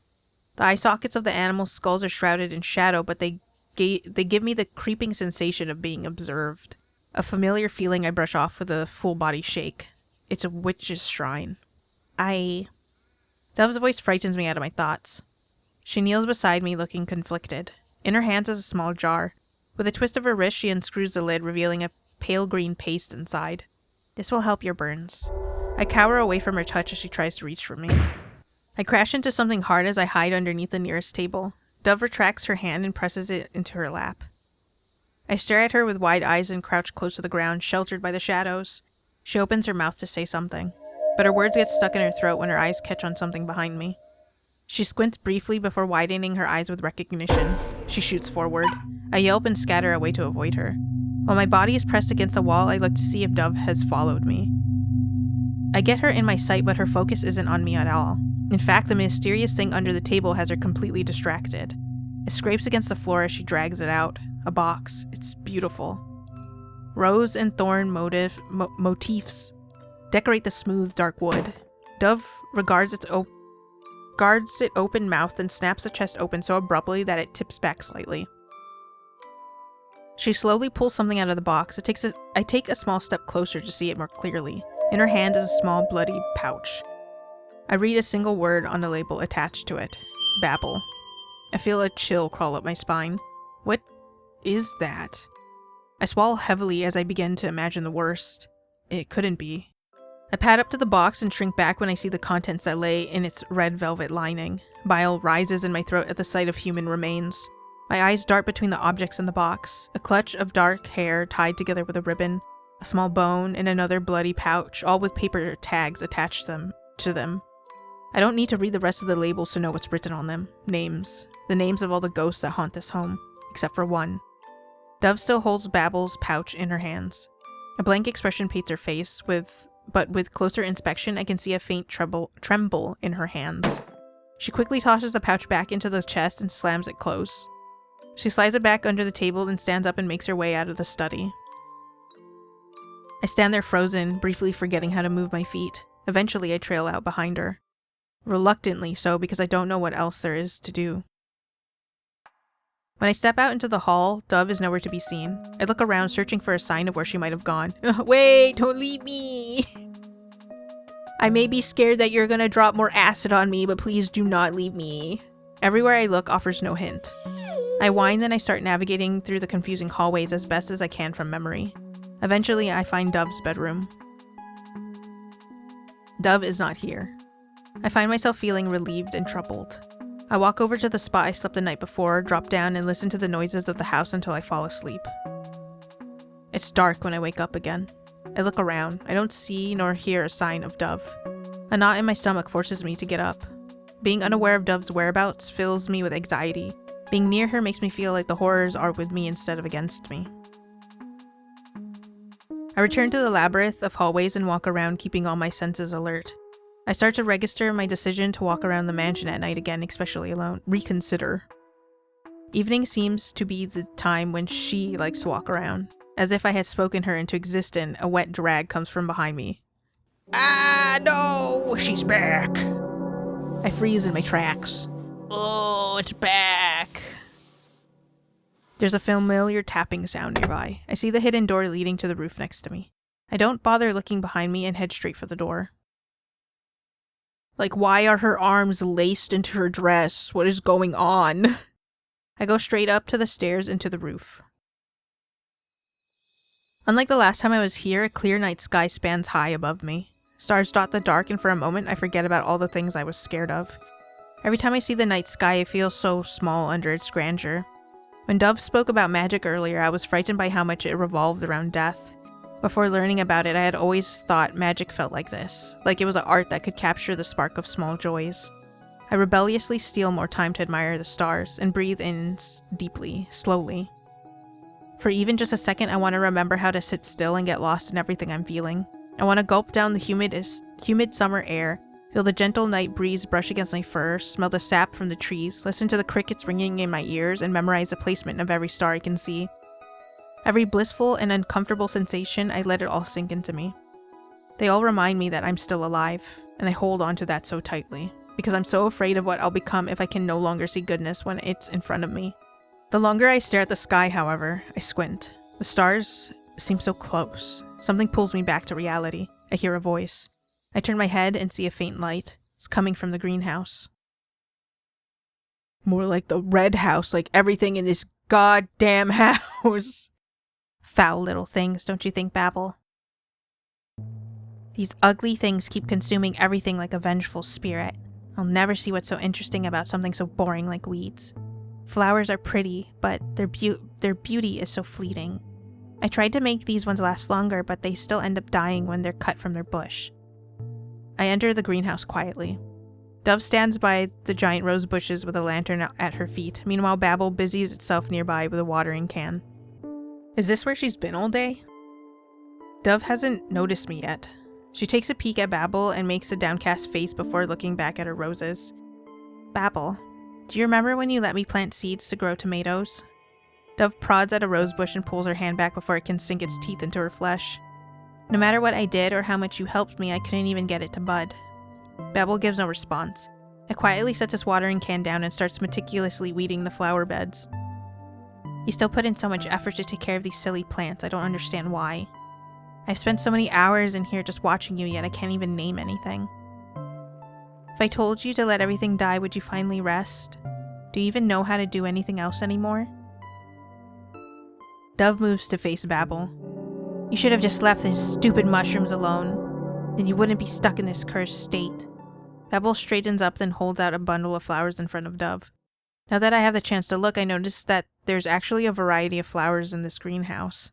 Roses, daffodils, lilacs. Something that looks like lilacs but with different shaped petals. It definitely isn't a lilac, but its blooms do sprout in an interesting way. Perhaps I could find out what it is later. My grandmother didn't like teaching me about magic, but she was always willing to entertain my botanical curiosities. The ones Babel offers Dove are bleeding hearts, scientifically known as Dicentra spectabilis. I've always been fascinated by them because of their unique shape, their arching stems and their hanging blooms that are shaped just like hearts. My grandmother explained one of the things they symbolized: unconditional love. Their meaning filled me with warmth when I heard it for the first time. I immediately wanted to learn more about it, so I did my own research on it and read through one of her books on the language of flowers. I learned bleeding hearts also represented something else: heartbreak. Dove stands so still that I think she somehow turned into a statue. On the surface, Dove is calm and collected, but behind her gentle visage lives a merciless beast harboring in the trenches of her emotions. Dove shoots her hand out to smack the flowers out of Babel's tendril grip, letting them fall at her feet. Oh, no, don't do that to Babel. Babel only know how garden. Babel bends down and delicately picks up each stem again. Dove's cheeks grow splotchy with red and she holds her dress in tight fists. Can't you just be here with me? I hear her voice crack. Dove pinches her eyes closed. Or have you already been gone for a long time? Can't watch this any longer. The dead are never meant to stay longer than they're supposed to, despite some of their efforts in doing so, and despite the efforts of those that are not ready for them to depart. People never realize until they've lost someone forever. But the dead will immortalize themselves in your thoughts whether you want them to or not. The emptiness they leave behind tends to grow into a mold you can never ignore. Body, soul, those can be gone, but memories, those cannot be killed. I twist around and take off, knowing what needs to be done. I hear Dove make a small noise behind me. My retreat must have tipped her off to my presence. You, no, don't! Her distressed scream almost makes me stop dead in my tracks, but I carry onward. I'm on a mission. I race into the study and skid to a halt in front of the box under the table. I hear the thud of footsteps running after me. I'm gonna end it all! Using my paws, I claw and shove at the chest until it falls over and the lid pops open, spilling the contents out. I quickly scan through the pieces of paper attached to the remains. When I spot Babel's pouch, I grab it with my mouth and turn to sprint for the door. I'm putting her to rest! Dove stands there out of breath, clutching onto the doorframe. She glares at me and walks forward. Bad dog. Drop it. I clench my jaw tighter and stand my ground. You have to let them be free. I try to plead to her with my eyes. Dove takes a step forward and I take a step back. She holds her hand out towards me. Give it back. I need it. I bite her hand. Something needs to happen. I'm sorry. But you were literally upset and I'm... Something needs to be done. Dove lets out a blood-curdling scream when I tear my teeth into her arm. Red blossoms through the sleeve of her white gown and blood drips down her arm and onto the floor. She pulls back, clutching the wound. I can't be a pacifist anymore! My ears droop at the sight of the dark drips that cascade down her colorless cheeks. Dove's face darkens and her jaw tightens. She fiercely wipes the tears from her face and turns away from me. I stare at Dove's hand, but something behind her catches my eye instantly. Dove twists her head around. We both see Babel lumbering through the hall, holding an arrangement of flowers. I can see her bleeding arm get shoved to the back of her mind as it falls limp at her side. She starts chasing after the ghost, and I'm hot on her heels behind her. The two of us step out into the hallway and trail after Babel. Babel takes its time moving around the manor. It stops at every empty vase on the table and places a fresh flower in each one, slipping into rooms and adding pops of color to spaces devoid of it. Dove and I observe it without saying a word. With every flowery addition, Babel brings brightness to even the darkest corners. When it finishes its rounds, it returns to the rooftop. Babel kneels before a cluster of violets and toggles a leaf side to side until it's pulled free from the soil. It then stands up and moves to a bench, wrapping one of its tendrils around a small knife in the process. It makes a small cut on the stem, then gently places it in a jar of water. I look up at Dove, who watches with lowered brows and narrowed eyes. I lift a paw and brush it against her skirt. She looks down at me from the corner of her eye. I take a deep breath. I face her and tip my nose up with Babel's belongings still in my mouth. Dove lowers her hand and I drop the pouch into it. I then look back up at her. Your friend worked so hard to bring you peace. Don't you want to show it your appreciation? Dove's breath hitches and her lip trembles. She stands up straight, dragging her feet towards a lantern she had placed near the rose bush. I follow Dove from behind. She slowly kneels before the fluttering flame encased in the glass. She calmly opens the lantern door and silently watches the flame with Babble's pouch on her lap. I can sense her mind racing behind her eyes, desperately trying to dig her nails into any excuse that will delay her next move. Her throat bobs and turns her head to look back at Babble. It hovers around jars of other propagating plants, none the wiser to what she's about to do. Dove faces the lantern again and squeezes her eyes closed. When she opens them again, her face is collected. She carefully brings the pouch to the fire and holds the edge in it until it catches. The brightness of the flame reflects in her pale eyes. She places the burning pouch on the tiled floor, and we both watch the silk bag organically burn away, revealing the teeth inside it. They burn slowly, so slowly that I wonder if they'll even be able to burn. Why was there blood on it if there was only teeth inside? Jesus Christ. Dove does not turn away to look back at Babble even once. Then finally, all that's left are ashes and tiny shards. My eyes widen as Dove scoops up the remains in her hands. She shows no signs of pain as the cinders singe her palms. She transfers it all to one hand, then takes a deep and shaky breath before crumbling the remains. Out of nowhere, I hear a faint sound of wind chimes. I look around wondering where the sound had come from and find nothing. Perhaps I had just imagined it. Dove pours the ashes onto the floor. I look behind her. Babble is gone. The next few days after Babble's disappearance passed by uneventfully. By the third day, everything changes. I lie near Dove's feet in the library. I still have yet to find something that will help me leave this place. Maybe the only way to escape is to become a ghost myself, but I have a feeling my freedom wouldn't be guaranteed that way either. Dove sits at her desk staring at notes in a daze, especially considering all the ghosts we see. Her pencil has been completely still for a while now. My heart stops. Dove's head snaps up. That sounded exactly like the front door from the day I came here. There's a door. There's a way out. And my arm is fully healed. I bolt up and shudder with anticipation. My tail wags excitedly. I grab Dove's skirt with my teeth, wanting to waste no time getting to the door. She crouches down and grabs my snout in her hand. You have to hide. I pull back and look at her confused. Why would I hide? This might be my only chance to go home. But when I see the panic in Dove's eyes, I start to wonder why the door has returned. My gaze slowly shifts to the entrance of the library. I don't listen and run. I listen and hide because if she's that scared, we should probably hide. The floorboards outside the library creak. It could also be like the reason why everything is like this, so it doesn't hurt to be safe. Heavy footsteps echo, getting louder and louder.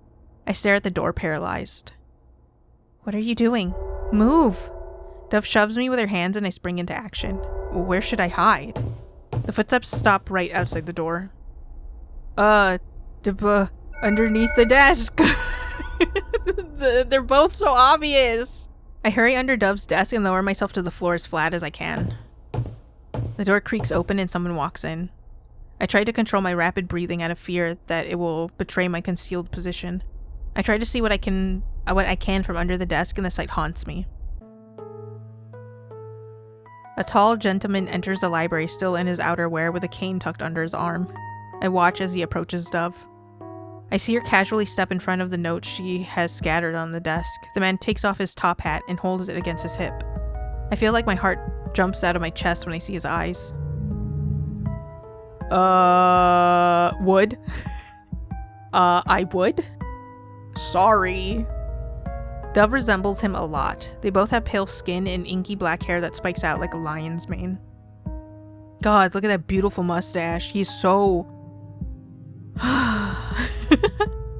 What sets them apart, though, are their eyes. Dove's eyes are the blue of glaciers, while his eyes... I said that animals that are brightly colored because of their toxicity are mostly active at night. That seems fitting for this man because his eyes are the scarlet of a poisonous frog, a warning outlined by the dark markings that cover the hollows of his eyes. I've seen markings like that before. Every witch has them. He opens his mouth to speak, then stops. I watch in horror as his eyes begin to rake through the room, searching for something. until finally they land on the desk right where I cower back further into the shadows. Fuck! I should have chose a bookshelf! His poisonous eyes narrow.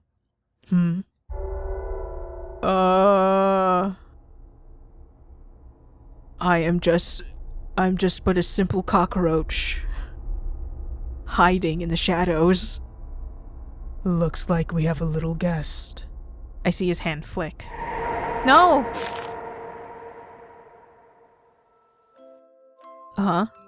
Flowers? When did we get to the greenhouse? Something digs into my side painfully. I look around, and I think I'm lying in a bed of fungi. My ears flick when I hear Dove suck in a breath. Dove? Why do you look so sad? I try to move, and my whole body erupts with pain. It hurts. My chest heaves rapidly with panic whimpers. Liquid starts to fill up my lungs and crawls up my throat. Everything hurts. I'm sorry. I couldn't protect you either. Dove reaches her hand down and smooths her fingers over the top of my head. I cry out. Dove's lips tremble and she clenches her jaw. It hurts a lot, doesn't it? My eyes are scorching from dryness, but I hold on to Dove's gaze with all I have. Help me. Okay. Dove gently pets my face and leans down and presses her lips over my brow. Her fingers press down on my eyelids, forcing me to squeeze my eyes shut. I'll make all the pain go away. My heart hammers in my chest. She grabs the sides of my head, then... Oh, bad in three, bad in three.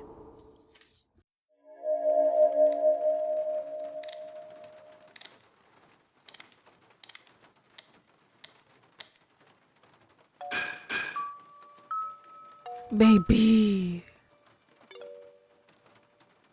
Damn, we were doing so well. I hide behind a bookshelf. Oh, shit. I hurry behind a bookshelf and lower myself to the floor as flat as I can. The door creaks open and someone walks in. I try to control my rapid breathing out of fear that it will betray my concealed position. I peek through the gaps. What I see haunts me. It's a tall guy, tall and handsome. Tall, dark, and handsome. He approaches Dove. When he speaks, I almost yelp in surprise. Where is Hypatia? My nails curl. His voice. It was the one I had heard when I had first arrived here. But more importantly, Hypatia, who's that? Is there still someone I have yet to meet in this house of curiosities? It unsettles me to think so.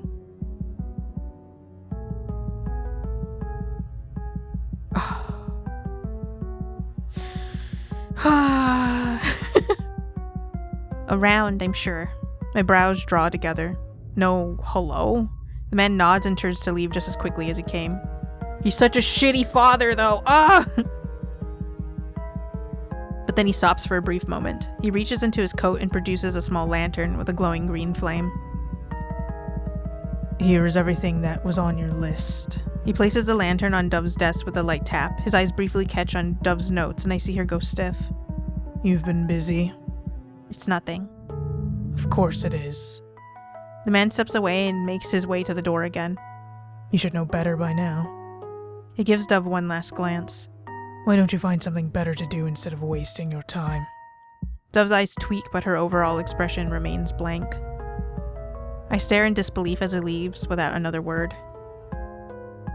Does he treat her like shit because she didn't turn out how he wanted? Once he's gone, Dove stands rooted to her spot. Her face is blank and her eyes are unfocused. My ears twitch and follow the new noises in the house. Footsteps fade to another section of the mansion. I can hear the sound of a door clicking to a close. Dove finally moves again and picks up the handle of the lantern. She looks down at me right as I meekly come out of my hiding spot. Let's go, quietly. When we get to the kitchen, Dove places a small lantern on the table. Then she opens a glass and blows out the flame. Smoke begins to fill the room. It clouds the kitchen so quickly I don't even have time to hold my breath. I expect a dry burn in my lungs, but instead the smell of petrichor tickles my nose. When the smoke clears, boxes, bags, and crates have appeared out of nowhere all over the table and floor. My eyes widen in awe and my tail starts wagging excitedly. I start sniffing at boxes and peeking into bags while Dove starts digging through the crates. I sit and watch as she pulls out shiny new incandescent bulbs and sets them down on the kitchen table. She opens up everything before she starts sorting them. What's the point of magic if you can't fix your house? Out of one box, she pulls out a new dress and polished shoes. They're both pretty and frilly, but Dove gives them a sour look and shoves them back into their boxes before moving on to the next thing. I remember the witch had mentioned getting everything on a list, to which I assume was prepared by Dove. Is a new fashion on her style, or were they things she didn't ask for? I haven't seen Dove wear anything besides her sleepwear. She probably doesn't see the point in getting dressed considering all her activities are forcefully indoor-based. In another box, she lights up at the sight of new books. She fans the pages and takes a deep breath. Her face lights up with glee as she basks in the new book smell. She gathers all of the food and sorts them into separate piles. One pile is for the cold cellar, the other for the pantry. She pulls something out of a paper bag and her mouth stretches into a big smile. She then looks down at me as I tilt my head in question. I'll treat you to something tasty today. Dove flashes a quick glance at the hallway, then crouches down. Follow me and be light on your paws. Dove starts down the hallway, balancing on the balls of her feet with practiced ease. I feel uneasy about this new need to sneak around the house. I've been here long enough to the point where I'm almost used to the monsters that live here. But now I'm learning that these monsters have something to be wary of. When we enter the greenhouse, Dove stops at the entrance. I look back at her in confusion. Her eyes stare blankly. I can see her pupils move around the room in search of something. Her behavior sits on edge. I turn around to see if there's someone or something here in the greenhouse besides us. There's no one, nothing. I glance back at Dove. A line forms between her brows before she continues making her way in. She passes by me and silently heads for the violets. Once they're right in front of her, she bends down, reaching for them. I bark in surprise when she starts ripping them all out. This is probably the last time I'll get to eat this. We should appreciate Babel's hard work, right? My ears go flat. I stare at the uprooted flowers that had obviously been raised with so much care. Everything here is most likely going to rot away. Oh. Did I just get rid of her source of vegetables? Oops. Dove doesn't seem very interested in plants. I can't really picture her spending every day here pulling out weeds, knowing how much water every plant needs, or even knowing what fertilizer is. I think she would much rather draw the same statue 1,000 times. It feels like such a shame. Once Dove has picked out all the violets, leaving the soil bare, she stands and gets ready to head back. I try to memorize the sight of the vibrant garden as much as I can before I'm forced to catch up to Dove. Dove pauses awkwardly when we enter the hallway. I freeze up. This time I really think there's something dangerous up ahead. I cautiously peer around Dove's legs. Once again, there's nothing. I snap my head up at Dove. Is she messing with me? Dove continues moving like nothing happened, and I slowly trail behind her. As we continue walking, we pass by a small window. I notice a familiar glass holding a small bundle of roses, its petals already dried and flaking. My mouth goes dry. We arrive back in the kitchen. Dove starts gathering ingredients and ripping the violet petals from their stems. Meanwhile, a pot of water heating over a fire and the hearth starts to bubble. When steam starts to rise from the pot, Dove places the petals in a stoneware pot and adds the boiling water. She places a cover over the pot to let the petals steep and starts to organize and put away all the new supplies. I watch curiously from the floor. I've never eaten flowers before.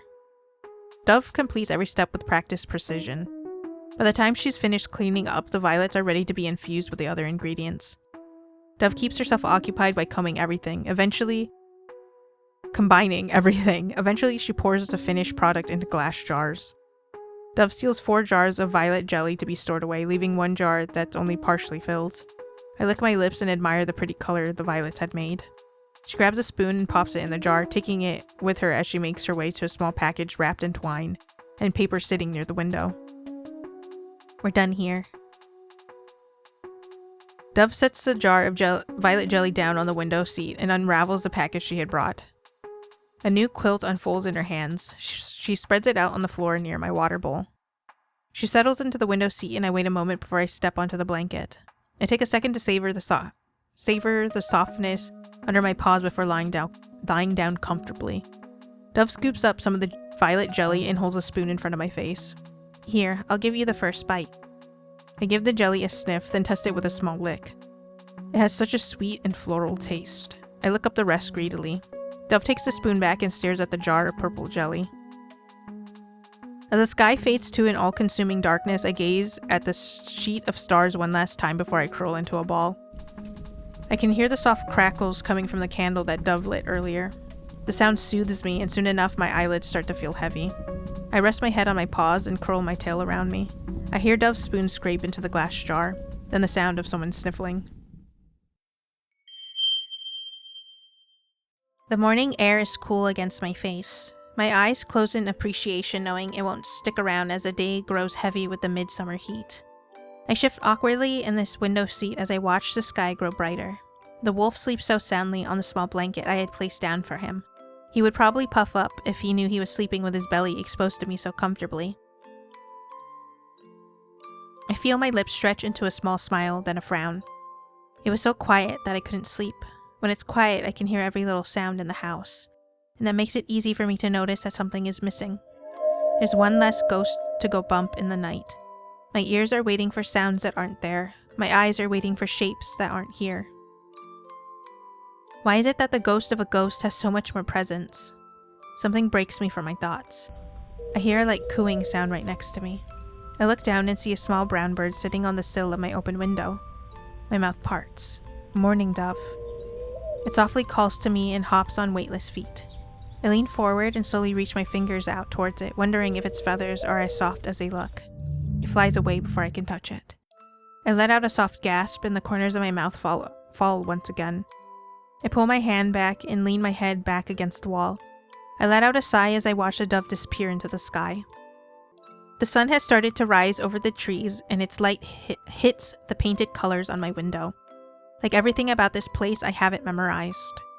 The same clouds, the same shades of blue and pink, the same rays of light that pierce through the leaves, the same shadows. A foolish part of me keeps thinking the day will come where I will finally get to see a sky I've never seen before. Wood creaks. Only one person makes that sound. His day has begun. I search for a glimpse of the morning dove again. Instead of wings that fly around freely, all I see is the sky as it begins to bleed red. The brightness of the sun is smothered as the moon devours it and takes its place like a celestial doppelganger. Out of the corner of my eye, the rainbow lights that dappled my room have vanished. I close my eyes and rummage through the depths of my thoughts for somewhere to hide. Will today be a good day? Or a bad day? I hear the wolf snore and look down at him. I said I would help distract you, but it's been you who has been distracting me. The moon! The sun is gone. I open my eyes blinking in confusion. I've completely forgotten what had woken me up in the first place. I distinctly remember falling asleep to glittering stars and darkness. So I'm surprised to see the moon still so high in the sky. And red, so much red. Scarlet bleeds to every corner of the sky. The light from its atmosphere bounces off the floorboards of Dove's room, casting everything in an ominous glow. I thought we had gone to bed late. I must not have been sleeping long. I stare at the full moon outside. My heart is pumping like it knows something my brain doesn't. I must be on edge from lack of sleep. But I don't feel tired. I feel like the moon's face is looking right at me, waiting for a patient grin. Like it can't wait to witness my reaction when I figure out the answer to the riddle it's given me. I feel my fur grow stiff. I swallow. It's morning. But why on earth was the... I jump 6 feet in the air when someone bangs on the door to Dove's bedroom. Out of instinct, I rush under the desk beside Dove's bed. I remember it clearly now. It was the exact banging noise that pulled me from my sleep in the first place. Dove suddenly appears before me and clamps a hand over my muzzle. I start to squeal, but she throws a finger in front of her mouth to silence me. The banging continues. I hear someone rattle the lock doorknob. Dove, open the door. Dove glances in the direction of the man calling for her. Just a moment, father. Dove's neutral answer is a stark contrast to my trembling form. Her gaze swings back to me before I know it. I'm being hauled off my feet. My immediate reaction is to thrash in Dove's arms. Is she about to offer me up to the witch? I try to whimper through the iron grip around my snoot, but she squeezes tighter. Shh! I freeze in her arms. My eyes are wide in full alert, and my chest expands rapidly from my frantic breathing. Dove offers no form of comfort. Instead, she spares me one last glance before she throws me into darkness. I land on plush blankets with a small bounce and a slight yelp. I see a small glimpse of Dove staring down at me before she closes the gap between the thick curtains of her canopied bed and extinguishes all of the light. It's like I've suddenly been thrown into a pit. My ears twitch at every subtle noise. The scent of wilting lilacs floods my senses. It's as if Dove sleeps with decaying flowers in her pillowcase every night. My heavy breathing sounds so loud in the darkness. I try to tame it as best I can in fear that it can be heard beyond the curtains that shroud me. I hear Dove's bare feet drag along the wooden floor, then a click, then a creak. Then heavy footsteps enter the room. My bones nearly jump out of my skin from the sound of lightning that breaks through the quiet. Wasn't it clear just a moment ago? I swallowed hard. New noises start to appear out of nowhere. Wind howls outside so loud it's like ghosts humming in unison right outside the window, crying to be let in. Dove's bed curtains begin to ripple, revealing slivers of red light. I can't find Babel anywhere. My entire body tenses when footsteps land right in front of me. Oh, I was not expecting him to even care. The curtains flicker again. Then all I can see is him. You wouldn't happen to know where they are, would you? Dove's father stares down at her from the tip of his nose. His hands are crossed behind his back. Did you check the rooftop garden? Yes.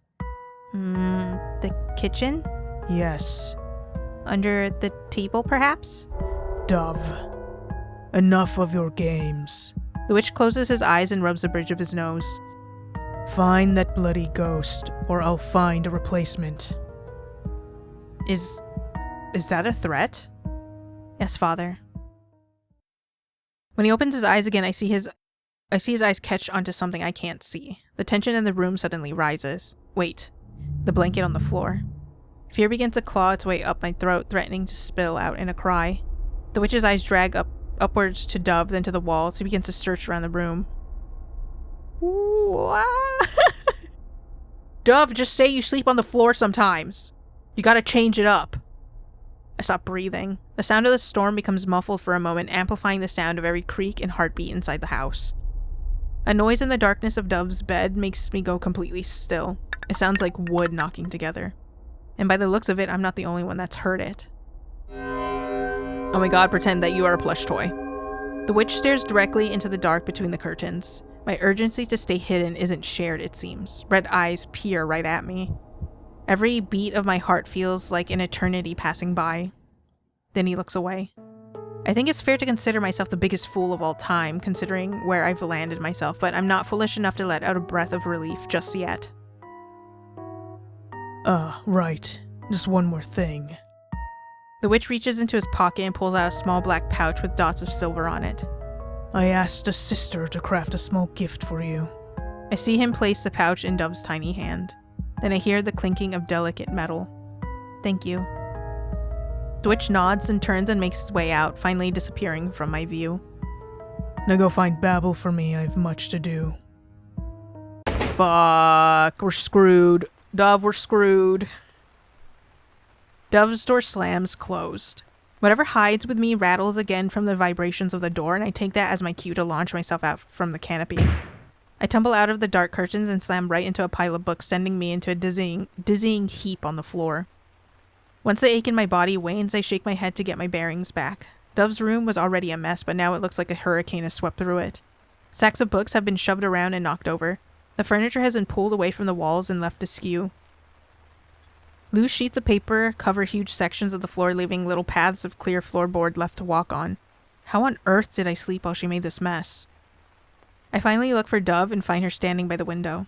Rain beats violently against the glass panes, the storm outside rages in full force, and the temperature in the manor has dropped significantly since yesterday. Dove holds something up close to her face and reflects the bright white of the lightning outside. A bracelet. Tiny charms hang from the thin silver chain. A rose, a sun, a moon, and a heart. Dove seems completely enamored by it in a way I've never seen before. Pretty. I stare, captured by the sight of her. Warmth colors her pale cheeks, and a new brightness softens her eyes. My heart tightens. I've forgotten, or maybe I keep refusing to acknowledge it because I've had to rely on her confidence so much. But Dove is just a child, just like me. She's unsettling and abrasive, yet when I see her like this, or when I see her get excited over something, I want to look at her up close. Maybe to see whether I'm hallucinating or not, or maybe because Dove burns like a star. Her face glows a blinding light, and her hair is a dark expanse that cradles it. Before Dove, I've only ever known stars far from within my reach. Dove moves away from the window to the desk beside her bed. She sets the black pouch down, then places the bracelet on it like a display. She seems to like it a lot. Does she not want to wear it? Her attention has already moved on from it, however. Now what to do? Dove twirls around and faces me with her hands on her hips. There's no babble to find. I perk up and my ears stand up straight, but there are other ghosts to find. Once Dove gives the clear for us to move out of her room, the first thing I notice is how different the house has become once again. Like when I had first arrived, it's cold and threatening. All of Dove's efforts to make the mansion more homely seem to have been undone, as though it were nothing but an illusion spell. Dust cakes the floor, spiders crawl on webs in dark corners, and the windows cast red patches of light that do little to brighten its surroundings. I lead the way on cautious paws, vaguely remembering the way to the study. When we finally get there, I realize there's a problem. The study is now occupied. God damn it. I peek through a crack in the door and the witch busies himself with grinding herbs and a motor. We should have brought the box with us. Why did we leave it here? To his side, I see a floating quill pen moving on its own, jotting down notes he mutters under his breath while he twists the pestle. I look under the desk he works at and spot the chest where the ghost remains peering out of the shadows. The day after Babel left, Dove had returned to the study to put the chest back in its place. I didn't anticipate sharing this space with its owner so soon, so the thought of taking the chest didn't cross my mind. Dove hovers above me and takes a glimpse inside as well. Her expression turns green with shock. Wait, you're not thinking of getting the rest of the ghost's belongings, are you? I nod eagerly. Her eyes grow wide. Was Babel not enough? I blink. What's wrong now? My brows pinch together. I shake my head and hear Dove's breath hitch. I look back to the chest. We can't just stop at one. Out of the corner of my eye, I see Dove take a step back and twist my head to look at her again. Her hands clutch around the skirt of her nightgown. She looks at me conflicted. Not knowing how else to convince her, I slowly walk towards her. Dove stiffens as I approach her. I pause right before her and she looks down at me in anticipation. I blink at her, then I brush my body against her legs. Dove gasps above me. I push against her and curl my tail around her ankles. Dove stands as still as a statue as I run my fur around her legs, causing her to stumble slightly from the force she didn't expect me to use. After I finish circling her, I look up at her with bright eyes in hopes that this time I can get her to put her faith in me. Dove peers down at me with a blush on her cheeks before closing her eyes and taking a deep breath. She then pushes past me and enters the study. Father, water is dripping from the ceiling of the library. What? Hells, did the books get wet? Hurried footsteps make their way to the door and I quickly scurry into the shadows to hide. I am like a softie for like magic related characters. There's the wizard from Animal Parade. There's Gale from Baldur's Gate. There's this guy, even though I have to pretend he doesn't suck. It's hard, you know. I like magic. It's fun. Hurried footsteps make their way to the door and I quickly scurry into the shadows to hide. The witch stomps out of the study with Dove hot on his heels. She casts a quick glance at where I sulk before they both disappear down the hall. I waste no time running into the study. Now it's my turn. Burn it all! You will be released! I'm breathing hard when I make my way back into Dove's bedroom. The second I shut the door with my back paw, I spit out the ghost belongings from my mouth and wipe my tongue on the fur of my arm. I look at the pouch, bundle of hair and bone on the floor. Oh gods, I hope that wasn't disrespectful. I twist my head to search around the room. Dove hasn't returned yet. Should I try to look for her? Or should I just burn these in one go? A knot forms in the pit of my stomach at the thought. No, Dove needs to be the one that does it. Feeling resolved, I pick up the artifacts with my teeth again and look around for somewhere to hide them. She needs the, what she calls it? Oh my god. She needs the closure. That's what I was gonna say. My eyes land on my quilt on the floor and I pad over to it. I dig my nose under a corner to flip it over, then gently place the objects flat on the ground before I flip the corner back over them. That's inconspicuous enough for now, I suppose. Hopefully by now the witch has returned to his study and will remain there busy with whatever he was doing, so I can go find one of the ghosts. I gravely underestimated how easy it would be to find the other ghosts. Babel, like the hallway ghost, seems to have some semblance of a pattern, but the rest? Well, considering how little I know of them, they are proving to be much more difficult to pin down. I feel like I should have these nonsense hallways memorized by now, but I still find myself getting dizzy from walking through them in circles. I let out a huff in frustration as I quietly survey a hall from around a corner, only to find nothing once more. Who's that stupid ghost? A voice yells from down the hall and my heart all but leaps out of my chest. Oh, is this the father? You must really like the feeling of falling. Do I have to send you flying again for you to learn how to stay out of my way? I don't- Oh, no, never mind. I don't know who this is. I don't recognize the voice, but the sound of dragging that follows it is awfully familiar. Grell. I quickly spin around and... Well, now who might you be? The air in my lungs feels like it's been punched out of me. What the hell? Who the hell are you? A figure stands before me and looks down at me like a cat that enjoys playing with its food before it eats it. His eyes are wide and his smug grin is feral. Does Dove have a brother? Where the hell have you been? Because this boy looks just like her. The only difference is a smudge of dark markings around his blood-red eyes. It can't be. There's another witch here? This whole time? What the frick? You're not like the other pets that she's tried to keep. The boy circles around my petrified form like a predator. Down the hall, I catch sight of Grell disappearing around a corner. I let out an internal cry, seeing the opportunity to catch it slip away from me. The child steps in front of me, once again blocking the way. I'm not a fan of intruders. He glances behind me. But fortunately for you, she is of a different opinion. My ears perk up at the sound of feet slapping on wood. A white gown takes over my vision as Dove skids to a stop in front of me. Her wild hair flutters like delicate feathers with the heavy breaths she makes. What are you doing? The boy grins and crosses his arms behind his back. Oh, nothing. I was just... The boy's eyes cut to me hiding behind Dove's skirt. His gaze is sharp like a knife. Saying hello. Dove's hands curl into fists. Just hello? The child chuckles. Well, it's far too early to say goodbye, isn't it? It seems we've lured in something quite interesting this time. I swallow. We?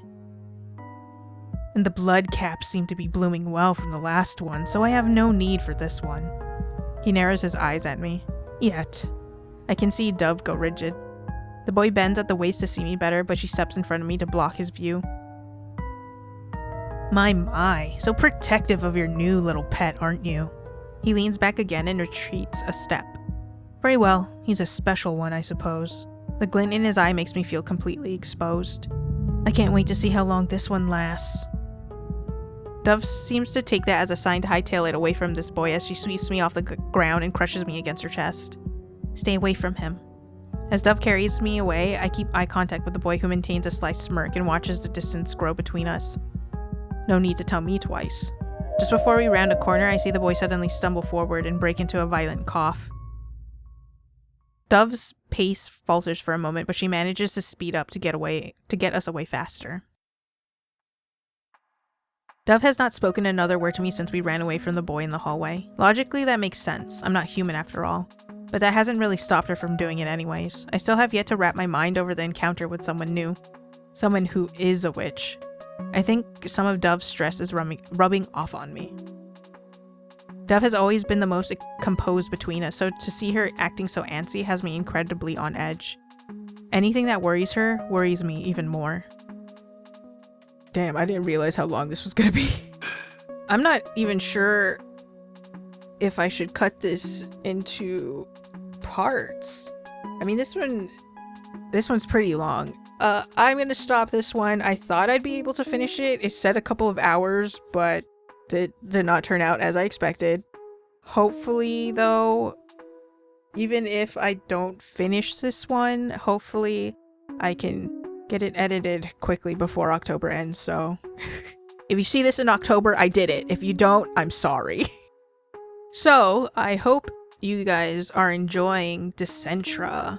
I'm very intrigued at what's going to happen, especially because they ended up introducing another character. I wasn't expecting that. I thought we met everyone already. I thought that the introduction, seeing all the ghosts, we even see the dad in the very beginning. So I thought that was everybody, and then all of a sudden there's a brother.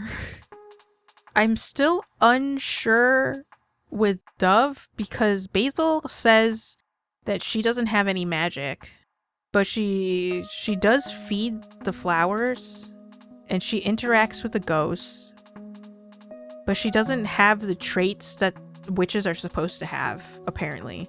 Basil can sense that she doesn't have magic, so I assume Basil is more of a witch than she is, but we've only ever seen Basil as a dog, as a wolf, so I'm not entirely sure what's going on with him. Honestly, I thought Dove on the game page was Basil, so yeah, I was a little confused. I really want to know what's up with the whole ghost being in here. Was it because it seems like she was raised with Babel, but then Babel died, but we're not sure how she died. Oh no, she mentioned she touched the mushrooms, so I'm assuming the mushrooms might have infected her and that's why she looks like the way she did, and that's why they have her as a ghost.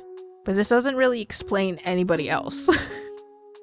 So I have a lot of questions, and we still might be a while before we find anything out because we just started on seeing the other ghosts.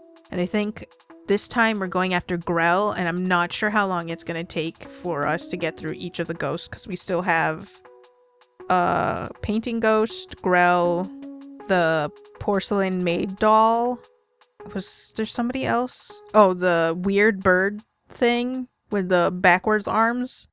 And I'm not sure who else. I think that was everyone, but I don't quite remember. Those are the ones that I do remember outside of Babel. So yeah, there's still quite a few ghosts, and I got one bad ending as of now. I hope you guys enjoyed this. I hope you guys have a good day and a good night. And I will see you in the next one or anything else. Goodbye.